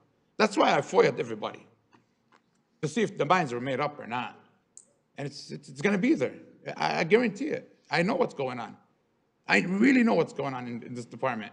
It's kind of a shame that these people have nothing to say. You guys have your minds up. And like the gentleman said in the back, once the Planning Commission denies it, it's done. It has to reapply, and it's over with. You can watch all the meetings you want. I go to a Planning Commission all the time. They deny it, it's done. It can't go to City Council. It cannot go to City Council. City Council has no authorization to approve anything when it's not approved by the Planning Commission. The Planning Commission denies it, it does not go to City Council. See, that's what people don't understand. Everything has to be by the book. It gets denied, he's entitled to file a lawsuit, but there's a reason why it was denied. There's a reason why the Planning Commission denied it. You guys cannot just say, oh, we're gonna approve it. There's emails, I'm gonna get your emails. And whoever was on it, that doesn't matter if it was the old mayor or the old city council members, I'm getting the emails. I promise you guys. You guys don't give me my emails, I will go to litigation. Nice and simple. I'm entitled to it under 15.231 as amended, and I'm entitled to it for free. I don't have to tell people why, my circumstances. And if you guys don't give me the information, it's simple. 1 minute remaining. So like I tell everybody, your job is to sit there and fulfill what the citizens want, not what you guys want. Not what the person that applied for this or whatever you guys want to put over here. I think the residents, from my understanding, is a lot. Maybe they're interested, maybe they're not. Just hear them out. That's all I ask. Thank you. Thank you, sir. I have a card from Lori Boyce. Lori still here? I just moved closer. Thank you. Hi, my name is Lori Boyce. I'm here on behalf of YIMBY, Oakland County. That's for Yes in My Backyard. It's an advocacy group for attainable housing. Before I start my remarks, I would like to respond to the first speaker. One is that he used the term affordable, and if you look at the master plan language, affordable means HUD housing, Section 8. This isn't affordable, it's attainable. Secondly, the master plan is in the process of being changed, so how things are zoned could change as part of that plan as well. And another point is he mentioned that this is in the middle of a neighborhood, but this is a long 13-mile road, and major roads often have commercial, residential, et cetera, along that line. So having a mix, I don't see as problematic. So what I did want to say in my own remarks is that we have a big need for workforce housing. Companies like the Botsford Hospital, major employer, but a lot of their employees cannot afford housing in our community. We need to have and should want to have our nurses, our teachers, our policemen, et cetera, be able to afford to live in our community. We have, according to the website for the master plan, 96% of our housing was built in 1999 or earlier. Secondly, that site also mentions that our vacancy rate is only about 6%. It's very low. I've heard from small business owners that have tried to find housing in our community and were unable to do so. I think we need to seriously consider plans like this that will bring more of attainable housing so we can attract workers, we can keep our young people here, and we have options for older people who want to downsize and stay in the community. This developer is taking into considerations that were raised by the community, and including things like, I believe, traffic, and the number of stories in the building. So they are being very respectful of the demands of the community. I hope that you will be open-minded in considering this project and don't waste this developer's time and money by having them work on revising their plans in order to meet the needs of the community in terms of their complaints, and that you have an open mind.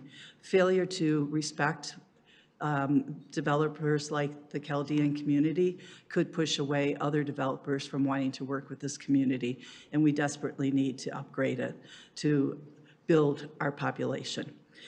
So I hope that you will seriously consider and support this project. Thank you. Thank you, Ms. Boyce. Ms. PG, did you want to address on the PUD proposal? Yeah, I would like to do that. But I wanted to just address a couple of things. That's not a map up there. That's what you call a site plan. If you're going to come and speak at the podium about something that's being talked about with this council, it is imperative that you use the words to say what you're talking about. That is a site plan. If you look over there on the left side, it tells you what it is. It is not a map. Everybody that watches council meetings, that attends council meetings, know that this council has a lot of integrity. When a petitioner comes before this council to bring something, they allow that person to present their deal, and they do have a study session for everything. The Planning Commission is only a recommending body. Am I correct? Yes, because I've been attending council meetings for 43 years regularly. I'm like a part of the brick or the wood or part of the chair. So Planning Commission is only a recommending body. Council makes the decision on every plan that goes through. So if you're going to get up here and speak, make sure you have your facts together. It is right, and you can respond, if the Planning Commission denies a particular petitioner's project, that person can resubmit it with modifications that are suggested by the council or in a study session by the people that this project will have a direct impact on. And when you get up here to speak, our parents always told us, if you're speaking really fast, you're trying to convince people of what you're saying, and chances are you're not really telling the truth. So if you're gonna get up here and speak for the people, the citizens who are at the top of the organizational chart, speak in a manner where the people at home can understand you. Don't get up here and this is not an auction. This is real city business here. He's out of order.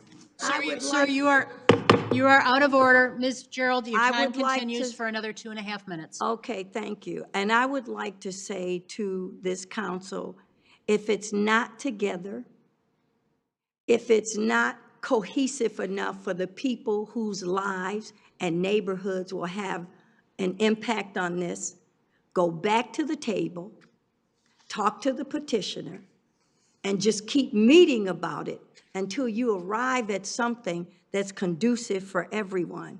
And I thought affordable housing was what you can afford, and it's usually 30% of your income.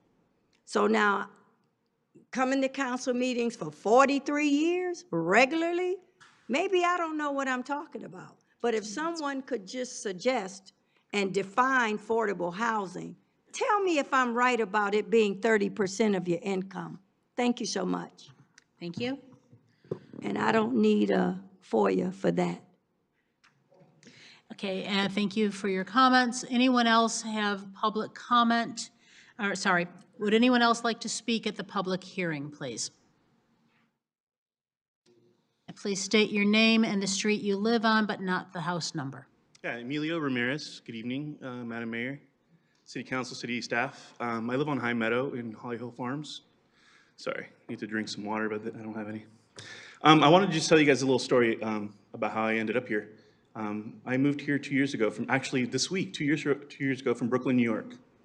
My wife and I, yeah. Please, no audience My participation. wife and I moved here, and, you know, post-pandemic, we chose Farmington Hills, and we chose Holly Hill Farms.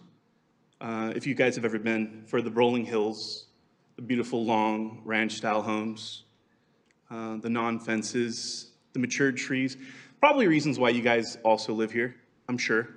The safe, you know, the stats on the safety, and the, you know, how beautiful all these drives are. 13 Mile going down to Drake, you know, taking 13 Mile the other way, going to Southfield. And, you know, when this all came up, I decided that I was going to, you know, be part of my community there and help fight it. The reason being that we're opposed to it is just because it affects the 5 residents that are really just backed up to this site plan that is being proposed. All of the wildlife, you could imagine the noise pollution, light pollution, and it's not, I'm not talking something that's gonna be like a, not in my backyard type situation. It will be just 100 units right in the middle of single family residential on both sides, all the way around. It just doesn't make any sense. I moved here, you know, and now we recently just had a baby. Like, again, most people do when they move here, right?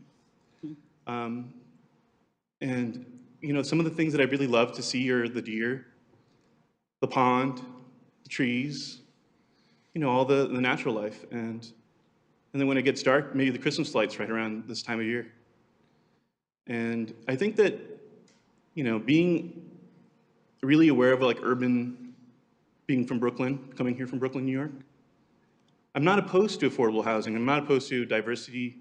We do need homes. You know, the inventory is really low, obviously all over the states, but it just doesn't make any sense right in the middle of single family housing.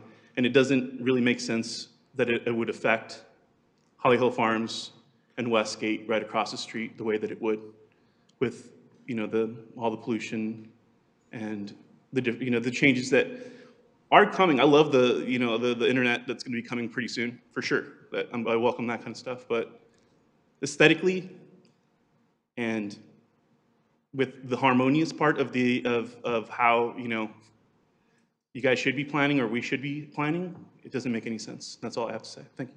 Thank you, Mr. Ramirez, and congratulations on the addition to your family. And just as a reminder, as we have more people coming up for the public hearing, please address your comments to me. I think there was a line, sir. Please address your, sir, I think there was a line. I'm sorry? There's a line. Oh, my goodness, I'm sorry. No worries. So that's why I'm making the comment now, because we have a whole bunch of people queuing up. Love to hear from you all. So just a reminder, for the hearing, comments are addressed to me. We are going to maintain decorum. There will not be cheering. There will not be booing. There will not be audience participation. So please address your comments to me. When you have a 2-minute warning, I'll do this. When you have a 1-minute warning, I'll do this. And when you're done, I'll let you know. Okay? And, oh, I'm sorry. Let me change that, shift that. Public comment, please, to the entirety of council. No disrespect intended to my new colleagues. Good evening, Madam Mayor and Council. Congratulations on your appointments, and welcome to managing the city that I live in for the past 22 years. My name is Sam Rabah. I live on Westgate.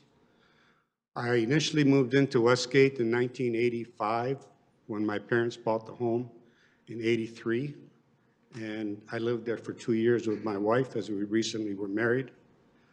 And just celebrated 38 years. And when my father couldn't go up and downstairs, I was a practicing realtor in the city of Farmington Hills. I've been in my own business, in the restaurant business now for 44 years. And I work with numbers. And the question that I address to all of you here, and I look at the pros and cons of this development. Their mission is very admirable.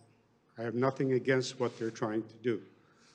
My question is, to you, all of you, is that what is the advantage to the city of Farmington Hills? As a businessman, I look at the situation here and I say, the city is a business itself. It has a balance sheet, it brings in money, it pays out money. Hopefully something is left at the end to splurge on the city. Now, the way I understand it, the project is being done by the Chaldean Community Foundation, which is a nonprofit. Now, what kind of tax revenue is going to come from this project that's going to be advantageous to the city? The master plan calls for 37 single-family homes in the 21 acres between Baptist Manor and Cove Creek condominiums. 37 single-family homes. Now, mind you, there are still a couple of properties that are still occupied. They purchased the property. I was here on the August 17th Planning Commission meeting and again on the 26th.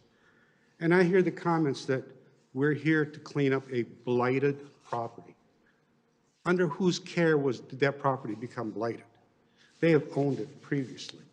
Well, it's dense. The trees have not been cut. The grass is not mowed. It's blighted property. Well, they owned it, or someone in their community owned it. Now, mind you, I'm a taxpayer, and I don't feel that I should, and the rest of the residents of the city of Farmington Hills should have to support 100 residents who are not paying property taxes. Where is the infrastructure? How is that going to be supported? By my higher tax dollars to support that? I totally disagree. I love my home. I have 1.5 acres. I maintain it, and I love the area, and my wife and I bought the house from my parents in 2001, and we just have, yeah, we've outgrown it. Our kids are gone. It's just my wife and I. But we love it. We have space and peace and quiet. And I think this will disturb our peace and quiet. Thank you very much for listening. Thank you for your comments, Mr. Rabah. Good evening. Please state your name. Good evening. My name's John Nagoda. It's Nagoda. I'm in Westgate. Thank you, Mr. Nagoda. My wife and I have been taxpayers and residents of Farmington Hills and Westgate for 41 years.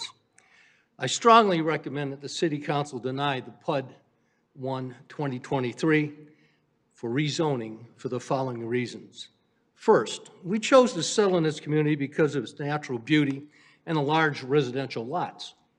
The proposed project will dramatically reduce natural beauty of our community. Three-story apartment buildings do not, quote, blend in with your community, as the CCF representative suggested. These lots were rezoned RA1 for a reason, and they remain that way now.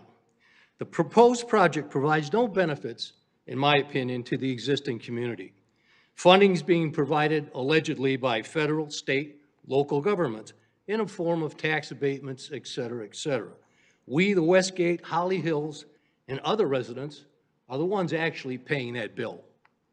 The PUD request has been pursued, in my opinion, again, simply to circumvent the established rezoning procedure.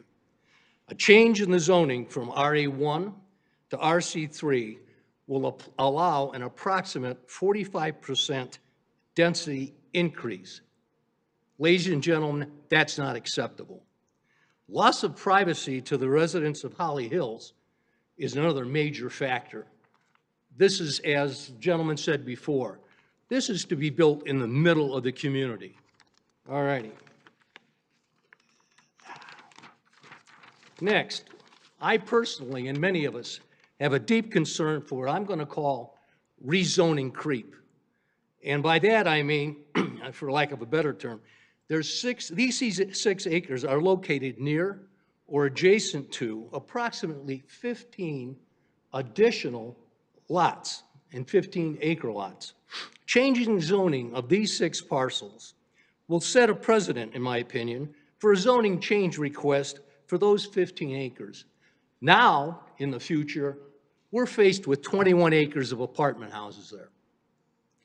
There will be an increased burden on the city for the services that are provided. Police, fire, garbage, trash removal, okay? Many trees are going to be cleared for this proposal. Many more than would be cleared for a current single-family designation. Such clearing has a tremendous negative impact on the residents and the environment. Traffic issues will be compounded. Turning in either direction off a 13-mile road from Westgate Road is a considerable challenge today alone. Many residents have waited long periods for traffic to clear, or someone kind enough to let you in. That doesn't happen very often. Creating an entrance or exit directly across from Westgate, which we're told has to be done, will only compound our problems. Ladies and gentlemen, council members, mayor, the properties in question must remain RA1, single-family residences. I thank you for listening. Thank you for your time, Mr. Nagoda, sorry. Now it's your turn. Sorry about that. State your name and the street you live on, White cut in line for, but not the address. my name is Richard Olenzik. I live on High Meadow, and I don't have a prepared statement, but I've lived in Holly Hill Farms for 25 years, and before we moved in, we did a view of the area 25 years ago, and we looked at the master plan and saw that that area was going to be single-family homes. And when we drove along that area early on, and I do my homework on things, I'm an engineer, and I do homework before I put my money down on something. I said, all right, I see these single-family homes, and there's a trend for homes along major streets to get changed into something else along the way, a small subdivision. And we saw one happen on the corner where a small condo type of situation came in, and they did it very well. The city, I think, did a really admirable job of working with the Planning Commission, and that community complements the area. That's my opinion. There's some more density there, but I think it's done very nicely. And when I look at this, and I agree with some of the other people that have talked, I think, all right, we're going to put that density in there, and we're going to have a swath of land on either side of it that's vacant now. All right, and the people who live there are going to be motivated to sell out to somebody else who may want to make it another high-density living area.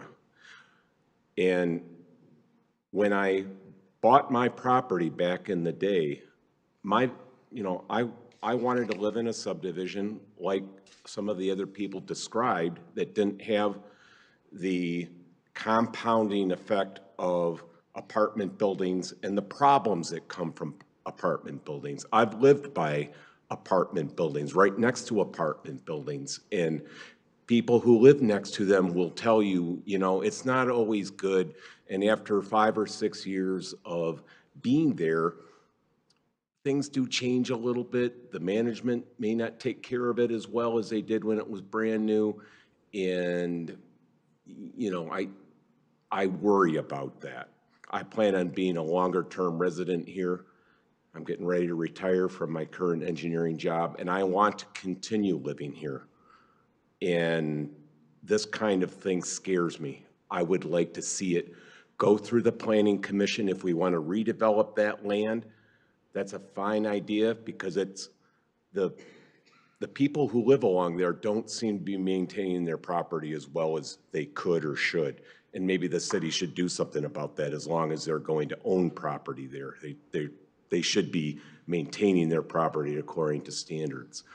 So I would like to see our subdivision associations invited to these meetings when we're gonna talk about this swath of land, the master plan. What do we want to do with it? Let's make it a process so that it's transparent and the people who put their money down, who've been paying taxes and investing in this city are heard. And so as this development happens, that we're not surprised. I was really surprised by this PUD. And it's like, why didn't this go through a master plan kind of arrangement where people could be informed and we would have input into this and the problems that will probably come from it? I understand the need for affordable housing. We just have to respect the people who have already invested here, and we have a way that we've been living, that I've been living for 25 years, and I don't want to see this huge change. I don't mind change, but this isn't really what I bought into when I bought my property, and I want that to be respected. Thank you. Thank you for your time, sir. Good evening. Please state your name for the record and the street you live on. Yeah, good evening. My name is Livio Marinica. I live in Westgate on Richmond Hill. And congratulations to you and to you being new elected here. I've been to the Planning Commission meetings, 5 meetings last year. So one of the issues, reason here and change in the plan is that now they want to come with another plan. They had probably, I don't know, 6 months, 7 months to come with different plans. And there are a lot of discussions here about details, technicalities. Can we put 4 buildings or 5 buildings or I don't know how feet high or half a foot higher than they are supposed to be. But the bottom line is RA1, like people mentioned before me, this low income per se buildings don't belong here, yes, in this area. I moved here 5 years ago because this area is beautiful. I didn't believe that in Farmington on 13 Mile, lucky number, you can find such beautiful, such beautiful area, houses and lots and trees and everything.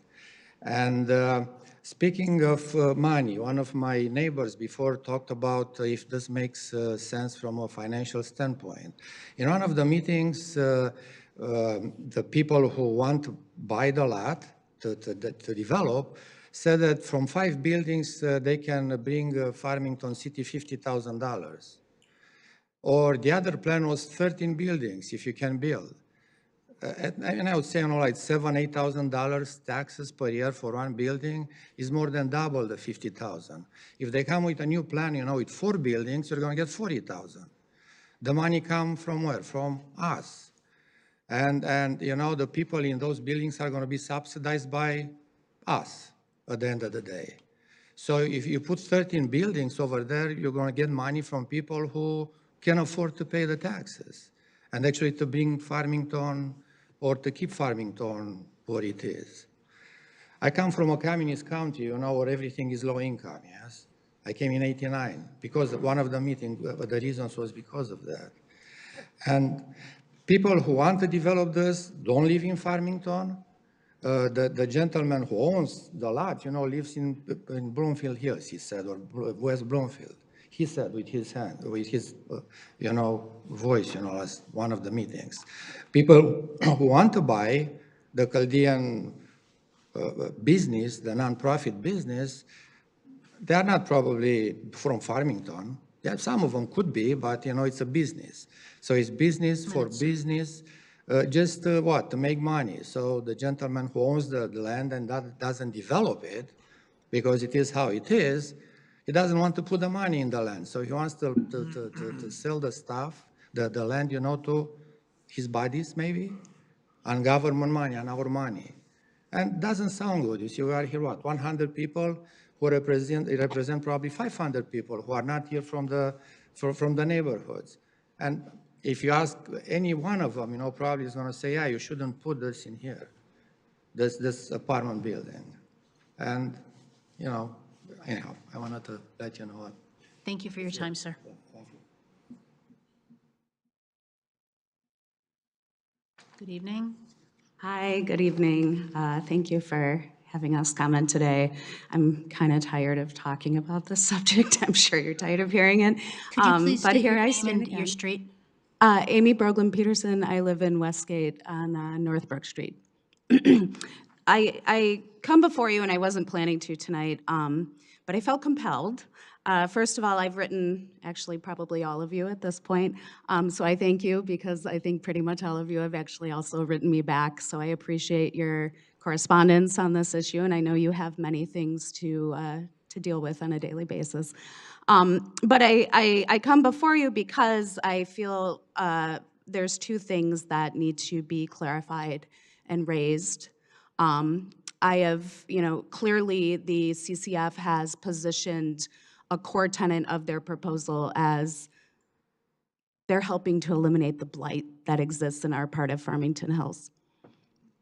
I have a 53-page document that we obtained from the Freedom of Information Act, which I didn't realize FOIA is what you were talking about for the first 5 minutes of that conversation. But we have a document as well that goes back at least 10 years looking at the history of these properties under the current ownership. And within that document, there are multiple instances of very buoyant, defiant behavior under the ownership of the gentleman who still owns it today. There is, evidence of collusion between the current developers and the owners of the property today in an effort to pointedly, I would suggest, position these properties as blighted. They have neglected to mow, we can go on, and it's all in the document, that's fine. But I think it's prudent for everyone to understand that, first of all, most of us, I think, factually agree, it's only blighted because it's been left like this, right? This guy has bought these homes and let them stood. They have trees and roots growing out of their gutters. Their windows are broken. You mentioned, Mayor, the animals that could be lurking inside, and that's a safety issue. Well, what about the vagrants that could be lurking inside? When I see high school kids with headphones on walking by, what are we creating along this corridor by allowing this to persist? And, it's been long enough. Baptist Manor just knocked down their vacant home last week, right? So this gentleman, this investment company clearly has the funding. If they wanted to, they could have ridded the blight that they speak to a long time ago, okay? So I think it's very critical, first and foremost, to understand that the blight has been perpetuated and abetted by the Chaldean Community Foundation. Mr. Jim Manna, the person who has worked with the Planning Commission and the City Code Enforcement, is the brother to the applicant, Mr. Martin Manna. So it is a very, Quiet. very disturbing kind of path to read through. And I just feel that all of you, many of you mentioned you're not a fan of the proposal as it stands, perhaps, or you'd like to see some things changed. Please understand there are many people that would buy these lots. I've tried 3 times to call, and I can't even get a phone call back. So I can assure you there are many others in the community who would be interested in building a single-family home on one of these lots if they could. Secondly, I'd like to come to the master plan. We would like to be a part of that, right? We're the constituents here, we live here. It's great to all be together and come to this discussion, but we're the ones that have to live with your decisions, right? And so I feel it pertinent that we take a seat at the table and have a chance to engage with this master plan in its review phase and draft phase and prior to any type of formation and finality. And so I have reached out both to you, Mayor, as well as Ms. Cutler-Schmutt, and I would like to continue with those discussions if possible so that we may do that and come up with something constructive that we can all live with. And then finally, and Todd mentioned it, I must say I question the legitimacy of the CCF having the ability to come back in here with a revised proposal and not go through the entire due diligence process of the Planning Commission once more. Thank you. Thank you.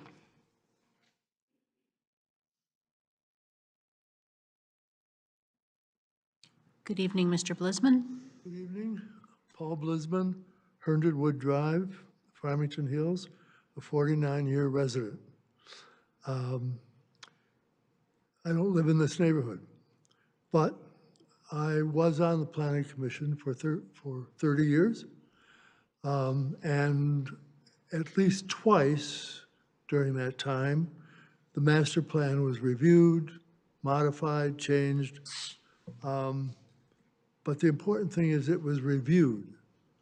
And the fact that it is currently up for review again should not be used as a threat against residents who may want to keep their neighborhoods and the plan the same.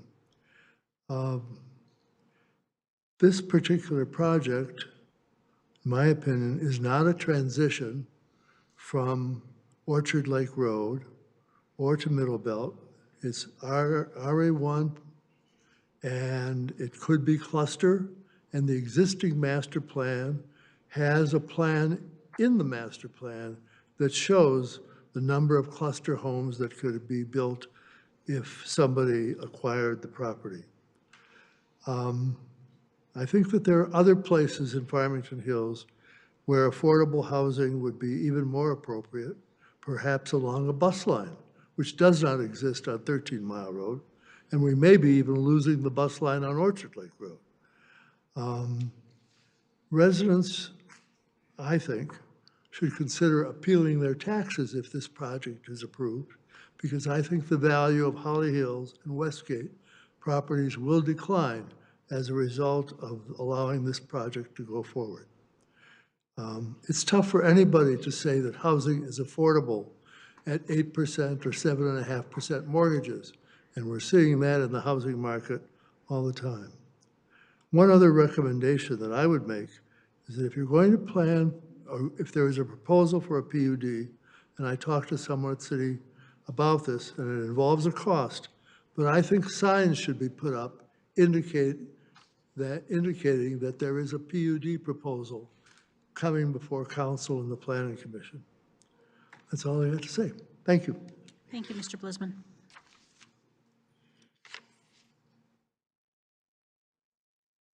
Good evening. Please state your name and your street. Good evening. My name is Audrey Olenzik, and I live on High Meadow. My husband was just up here speaking earlier. I just wanted to comment on this. You know, when this came up, we were like, it was like a sucker punch. We had no idea this was going to be happening. It came out of nowhere. And I took it upon myself to kind of ride around and look at these other developments and what's happening in our city. And what were they? They were all single-family dwellings. There is a little piece of property that used to be a courthouse over off of 10 Mile and Farmington Road. There's like 9, I think 11 houses in there, single-family homes. They're all taken. Emerald Park is a Pulte development over off of 10 Mile, single-family homes. We came out here looking for a single-family home.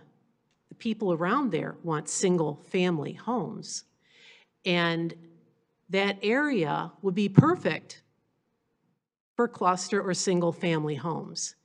And it would be very desirable being there is a golf course across the street. I also looked down east on 13 Mile to a small parcel of land, and those parcels are selling for $1 million each, and there's only 8 there. So this idea that somehow this man cannot make any money on this property is, I think, preposterous.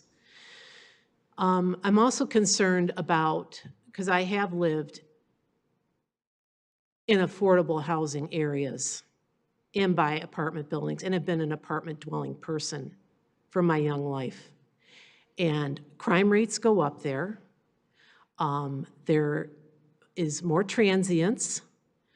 And I just want to address something that was brought up to me by Jim Manna about this not in my backyard business. And that is so insulting to kind of say that we're being racist or something because we don't want this there. It's got nothing to do with that. We are in the most culturally diverse neighborhood I could ever imagine. That's why we moved here. We do not want high-density housing right up next to us. There is going to be no fencing, and what if there is a fence? What is that going to do to our property? And dumpsters with rats, it's going to invite vermin. This is a problem. And this idea that somebody's saying, well, there's not going to be any more traffic problems. 100 units doesn't mean 100 people. There's going to be probably 5 people. Who knows how many adults and how many cars?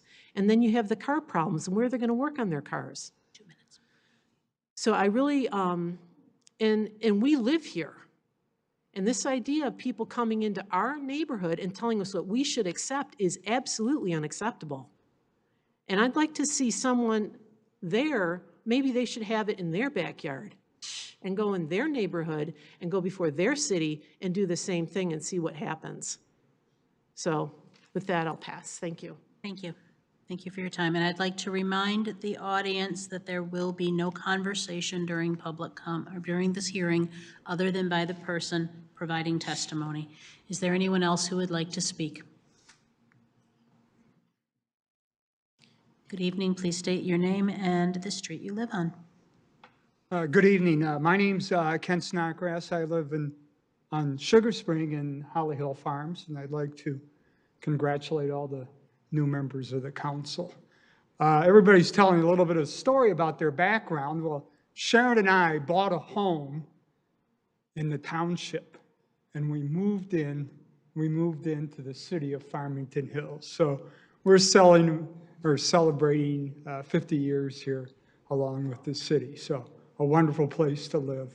And we've chosen to stay here because it's such a great community. We love the diversity. We love the schools. We love all aspects of the city. One of the aspects of this development is affordable or obtainable housing. And I think we should all appreciate having people who work in Farmington Hills be able to live here is an admirable goal. I would like to have a policeman or a fireman living in our subdivision. I think they would bring a lot to our area. We would learn a lot. We'd be able to understand what their jobs are about.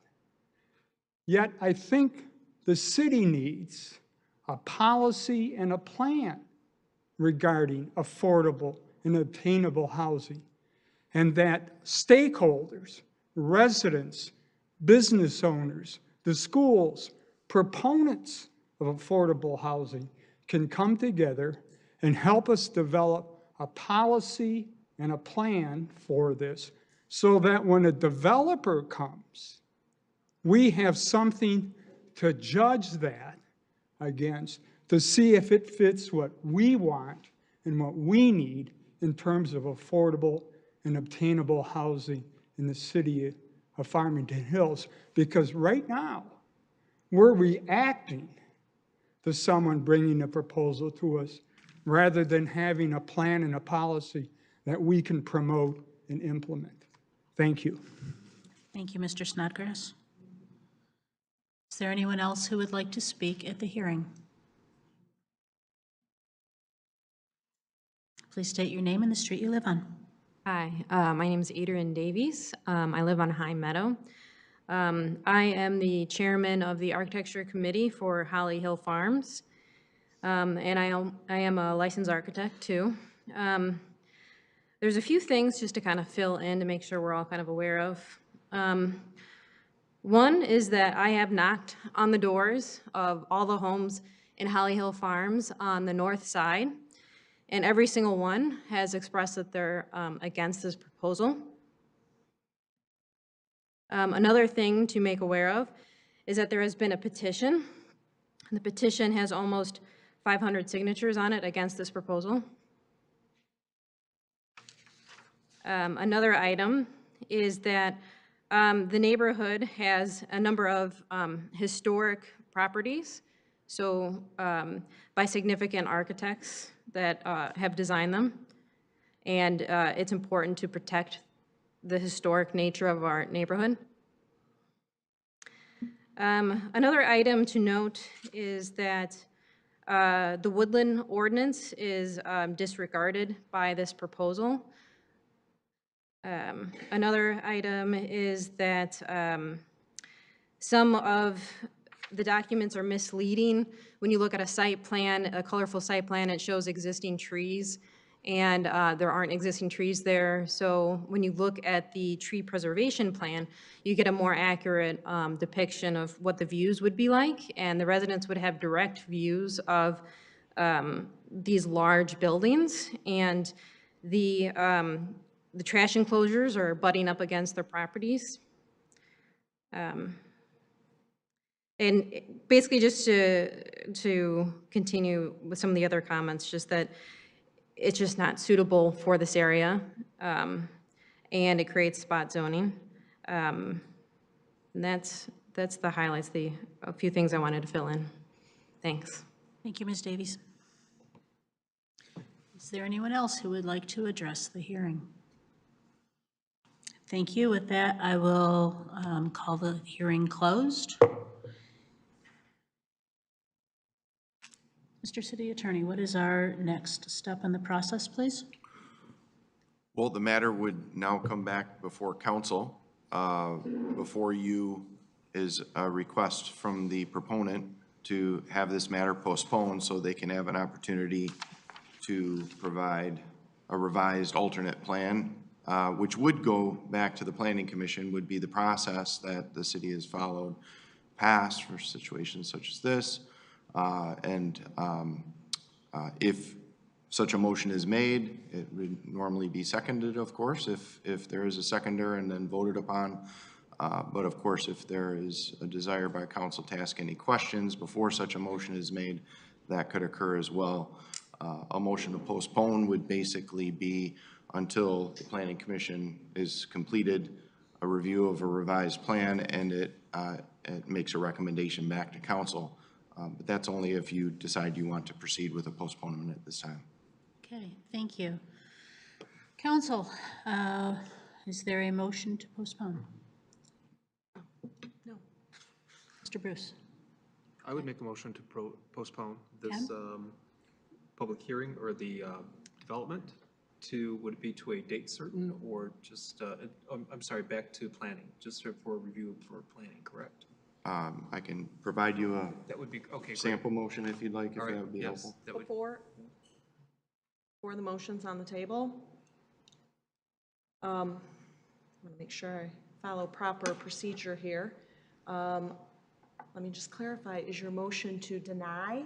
no, to postpone. I have. Because we want it to go back to planning to make sure that all steps are followed, because if eventually, depending upon what this council does, could have ramifications legally. So we want to make sure that the normal steps are followed so that we are in a stronger position. Yeah. If eventually this council ends up denying this project. Okay, so you've asked the question and you're mid-motion, so. I'm ready to make a motion, then we can debate it after it's. Of course. If there's no second, it dies for lack of second. Correct. If it's seconded, then we can have further discussion. Precisely. So I would move that PUD 1 of 2023 received June 19, 2023, submitted by Martin Manna, be postponed to allow the applicant an opportunity to submit a revised plan for Planning Commission review and recommendation to this council, and that this matter shall be placed back on a council agenda with the resumption of the public hearing and council consideration after the Planning Commission makes a recommendation on the revised plan. And again, I think this is the smartest way to make sure all the bases are covered and all the due process is followed. Thank you. So we have a motion by Mayor Pro Tem Bruce. Is there a second? I'll support the motion. Okay, thank you. Supported by Mr. Dwyer. And now it is for discussion by council. Who would like to speak? Mr. Bridges. Yes. Can I ask the city attorney, is the Councilmember Bruce comments regarding, will the postponement put us in a better position? He's basically commented legally that we could be much more protected from additional litigation down the road because of this postponement versus an outright denial. What's your position on that? Yes, well, as council is aware, there have been draft motions prepared, just sample motions for council to consider that are to approve, deny, and postpone. Each of them has information in them regarding findings and so on and so forth. A motion to postpone is something, as council knows, there have been some prior PUDs in the past that have come back and based on comments received from public, from city council and so forth, have gone back and council has allowed them to return to the Planning Commission for further consideration with revisions. It doesn't mean that council has to send it back. It is in your discretion. You have a plan before you. The revisions that accompanied the requests to abandon their current proposal and go back to the Planning Commission with a revised proposal appeared to be significant changes such that it would need to go back to the Planning Commission. Other times, council has allowed revisions at council table when they're minor, but these are more substantial. So that has been our recommendation. If you're going to postpone it, it would be to go back to the Planning Commission based upon what's being proposed. In terms of the legal position, I think you have the discretion to go in any direction, any of the three options, postpone, approve, or deny at tonight's meeting. However, again, in the past, I have to advise you have sent things back for revisions and considered revisions in the past and taken the time to allow those to be processed. But again, it does not mean that you legally are required to do so. Thank you for that. Thank you. Appreciate that. Other council members wishing to make a comment or ask a question? Ms. Knoll? I promise I will not talk as long as I did 2 weeks ago, fellow council members, on the subject. I'll make it more brief this time. You know, I do not believe the current proposal is compatible with the R1 neighborhoods to the south and north. I do not believe it's transitional. It is too dense. PUD requires there to be benefits to the community. I fail to see any benefits of this proposal, so I do not believe it meets the criteria for a PUD. I also, 2 weeks ago, explained to the Chaldean Foundation that I do think that they could do a cluster development. I named off numerous other small areas of our city that have been developed recently in the past 5 years into single-family homes. I also gave them another idea that they should, if they want to do apartments, they should look into areas of our city that are already zoned properly for apartments. I suggested looking at current apartments. We have numerous blighted apartments in this community that they could maybe try to purchase and rehab. I'd love to see our existing apartments rehabbed. I mentioned old hotels in our community that are falling apart and that are blighted, that they could maybe try to purchase. You know, again, I appreciate what they're trying to do, but I think there's maybe other ways they can go about it. So I am opposed to this project. And, you know, the only way in my mind that a PUD could be supported, or if a proposal could be supported for this piece of property is a cluster development with single-family homes.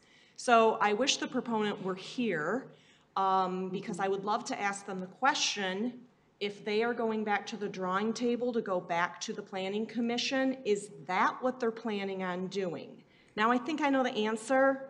The answer is no, because they're Their goal is affordable homes. That's what they're trying to do, affordable apartments. So they may be going back to reduce the density, but I doubt they're coming back with a single-family cluster development.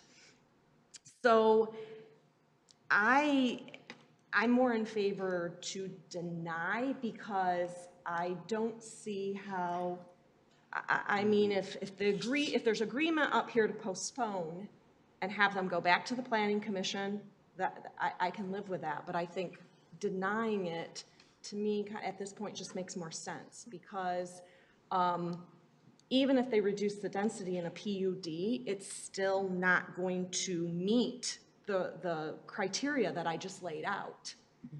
Can I Yes, respond? please. Thank you very much. I agree with all your points. That's not why I made the motion. I know. So I just want to be clear. This is RA1. We're working through the process. I think they should stay RA1. I don't see anything else on here that, to me, would fit. This is RA1 surrounded by RA1. It's master planned RA1. And as far as those 3 homes go, I've been on this council almost 20 years, and before that, 8 years on the Zoning Board of Appeals. So I know development in this city. I've been involved in tons of development in this city. You can sell anything in this city when it comes to property. You can sell any empty lot. You can sell any home. There is never a problem. There is a housing stock shortage pretty much in this city. So you can sell it. And if you're not selling it, there's probably a reason it's not being sold. So that is not, I think, even a consideration here. This would be like, to me, you might as well put a skyscraper up on this property if you're going to put in a development like this. And when you rezone, you are changing the rules of the game for people that property surrounds. People buy that property in an RA1 thinking it's going to stay in RA1. Why wouldn't it stay in RA1?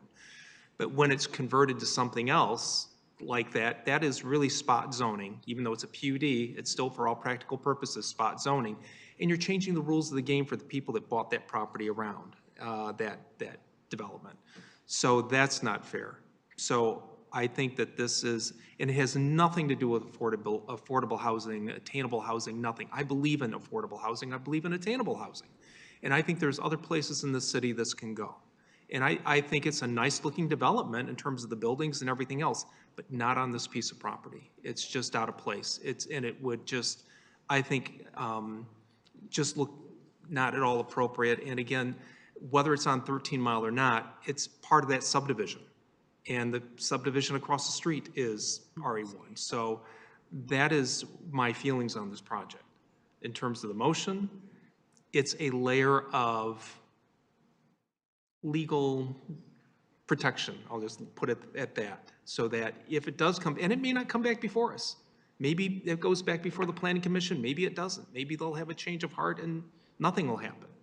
So that's why I'm saying we don't necessarily have to deny it tonight and dig ourselves into maybe a bit of a hole when who knows if it will come back before planning or before us.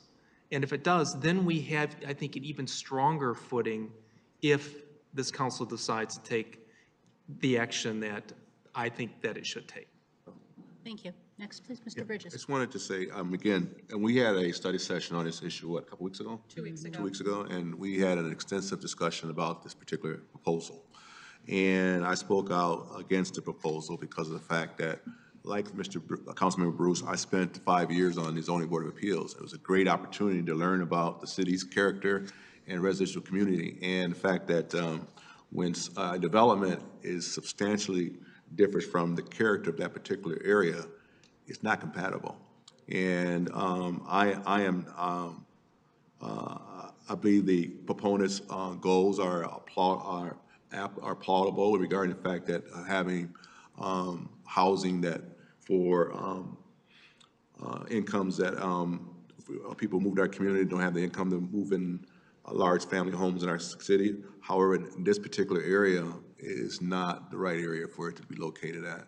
This area is people move there, purchase homes based on an R1 designation, and I am not inclined to substantially change that at all because I know why people bought the homes in those areas, and the fact is that this particular development is similar to spot zoning. And one of the things we learned in Zoning Board of Appeals, avoid spot zoning. And so that's the reason why I'm opposed to the development. Mr. Bruce, Councilman Bruce talked about the fact that he's concerned about the impact on the city's potential litigation because of going through this postponement process first. I can support that, but I am not inclined to support the project even when it goes back to Planning Commission because of the fact that it is an R1 area. I want to keep it an R1 area. Thank you. Thank you. Other council members? Mr. Aldred. Thank you, Madam Mayor. Yeah, I just want to say I agree with all the comments that have been made so far in terms of this particular development in this particular place not being appropriate and heading towards a spot zoning type of situation. I am conscious of, however, the legal concerns. I guess my concern would be that the applicant, who doesn't appear to be here to hear the comments, would take that the wrong way, that we're just looking for a small adjustment to that, and that's somehow going to be acceptable when, again, I'm hearing comments here that are pretty clearly we're a long way from this development being something that's going to be something that's acceptable in this area. And so that would be my reservation of a postponement, giving the impression to the applicant that we are, as in previous situations where there have been adjustments made, go back, change this, make this adjustment here, and then we will look at it again. My concern here is that we're a long way from being in that situation, and therefore I'm concerned that the applicant will get the wrong idea for what a postponement is actually communicating. Thank you. Anyone else? Ms. Bolower. Not to belabor what's been said already, but I think that all the council members so far has said what I believe. But I like to go on record. First of all, I am in favor of workforce housing. There's some discussion earlier in which many of our teachers and police officers, nurses, and other individuals cannot afford a home in this area. But I believe even in workforce housing or any affordable housing, people would like to be in spaces where they have their own backyards, private spaces that as a family member that you could enjoy your home and not be packed into a high density building such as being proposed tonight. I understand the legal considerations that we talked about that Dr. Bruce mentioned earlier is the reason why I might be considering a postponement, but in the final analysis, unless a project comes before me that is a single-family home option, I will not be supporting it. So for that reason, I am going to support the motion that's been brought tonight, but if that ever comes before council again, and it's not for single-family homes, I am opposed to that, have been opposed to it, and will remain opposed to it because it's not the right location that's in the middle of a residential area to build a 3-story apartment building that consists of 100 apartments, not enough parking spaces for those residents who may be there, and it's just not the right fit. If anything that should be built in those 2 lots, I would favor affordable homes, cluster homes, some type of single-family dwelling, because 70% of the people in Michigan like where they're living. The other 30% is looking for something that's more affordable for them, or and they want to be in a private home, in their own backyards, place to work on their cars, play with their families, and it's difficult to do in an apartment complex. Thank you. Mr. Dwyer. I think I should probably go on record. I did support the motion and a number of reasons why, but I want you to know up front that I'm totally against the project.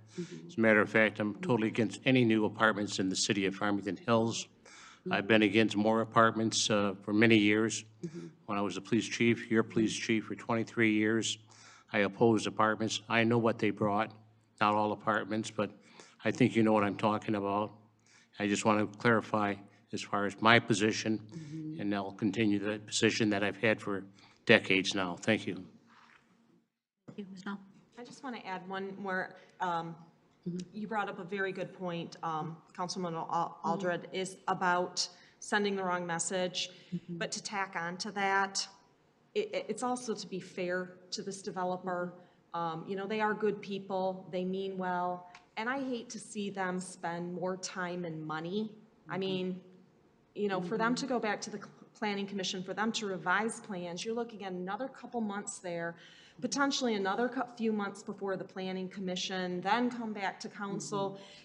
It could potentially be another 4 to 6 months of them paying architects and engineers to, you know, revise their site plans. So, it's, you know, at some point, I think the flavor up here, we've all said we would prefer to have, the majority of us up here, I don't want to speak for everyone, would prefer to have single-family housing there.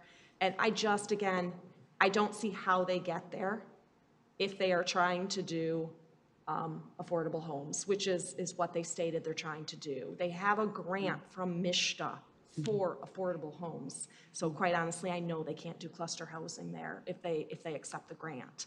So I don't think they get there. And maybe we just need to be fair to them rather than dragging this out and let them move on. There's other properties out there that I believe they, you know, hopefully are looking at, and maybe it's in the best interest that we don't delay them any further so they spend more time and money developing plans instead of moving forward on some other options that they may have. Thank you. I got Yes, one. please. A question for the attorney, our attorney. If we deny this project tonight, is it possible that they could still come up with a different plan and start all over again with the Planning Commission? This is not the end if we deny it. They still had opportunity to present another option or whatever their proposal may be to the Planning Commission.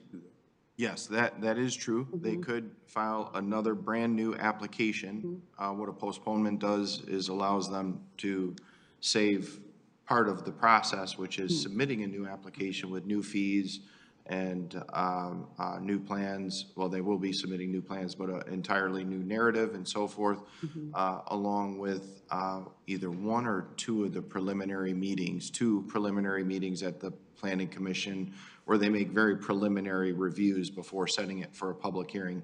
Usually when it's referred back, it would kickstart a little bit later in the process and save them a couple steps. But they can certainly reapply for a new project on the property. That is an open opportunity for them. Mr. Bridges. Yeah, I wanted to just to clarify the 3 proposals: denial, postponement, or approval. Is there any legal protection for the city from a standpoint of anyone else's proposal gives the city any legal benefit, benefit-wise regarding this? If we deny it, approve it, or postpone it, is the city under any legal jeopardy increased by either one of those? Well, you know, I'd hesitate to say at this time what that legal jeopardy might or might not be without having an opportunity to sit down and study the issue and provide you a written legal opinion on that. I'd hate to jump to any conclusions as to what the comparative jeopardy might be. I do think you have the 3 options. Yep, that's true. And I think I've laid out, you know, some of the history and whatnot, and just to provide you the background information is what I can do at this point. If you want a legal opinion, you could postpone for a legal opinion on that issue if you'd like. Gotcha. Thank you. Any other council members? Okay, then I have not said anything about this yet. So I will be supporting the postponement. I think that it's helpful to allow the proponent to determine their own destiny. Should they choose to go forward to the Planning Commission, they need to have heard all the comments here tonight. I personally have a concern that there was highly insufficient public benefit. I know that public benefit is not the term, but those 8 items that are on the list for a PUD, I did not see where as a city planning commission had held their feet to the fire sufficiently on public benefit of the proposal. And so that would be an admonition I would like to take back to planning should the proponent decide to go forward. Okay, it is time to call the question. Would it be appropriate for me to ask for a roll call vote? Because I think people want to be on the record. Yes. Okay, thank you. Would you please call the roll? Certainly. Council members Knoll, I am voting no to postpone in light of rather denying. no to postpone. Bridges, No. Bruce, Yes. Aldred, No. Dwyer, Yes. Boulware, Yes. and Mayor Rich. Yes. Okay, so by a vote of 4 to 3, we are postponing. And just to repeat the motion, so that applicant would have an opportunity, if they chose, to submit a revised plan for Planning Commission review and a recommendation to come back to council, at which point it would come back to council agenda and a resumption of the public hearing that we held this evening after planning consideration and a recommendation regarding any revised plan that proponent would like to bring forward. Okay, so moving on to item 6, new business. Thank you. Is consideration of the approval of city clerk employment agreement. Yes, if it's okay, Madam Mayor, I think I'm going to handle this one. Okay, Mr. Jopik, please. Yes, thank you very much. So would you like me to wait for a moment? Yeah, let's wait for a moment so that our residents can go. Good evening, folks. Thank you for coming and sharing your points of view.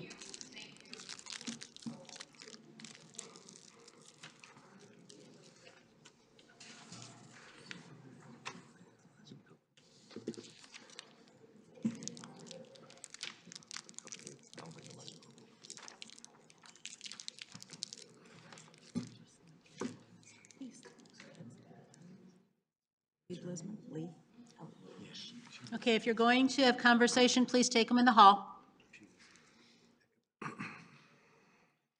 Thank you. Mr. City Attorney. Yes, thank you, Madam Mayor. If I may, this is the item regarding the city clerk employment agreement. As you know, our clerk, Pam Smith, is retiring this year, and her last official day will be, I believe it's January 22nd.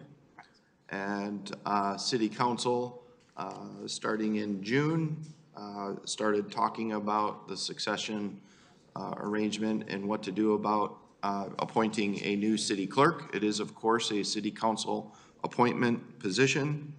And through several meetings from June through July, 2 in July, and into October, City Council ultimately made the decisions to appoint Carly Lindahl as the city's new city clerk, subject to an agreement being put together.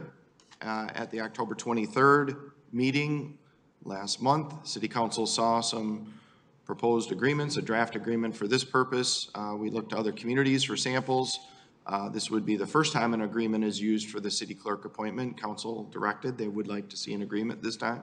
So it has been prepared. On the 23rd, the only thing left to do was to work through the compensation issue. And we,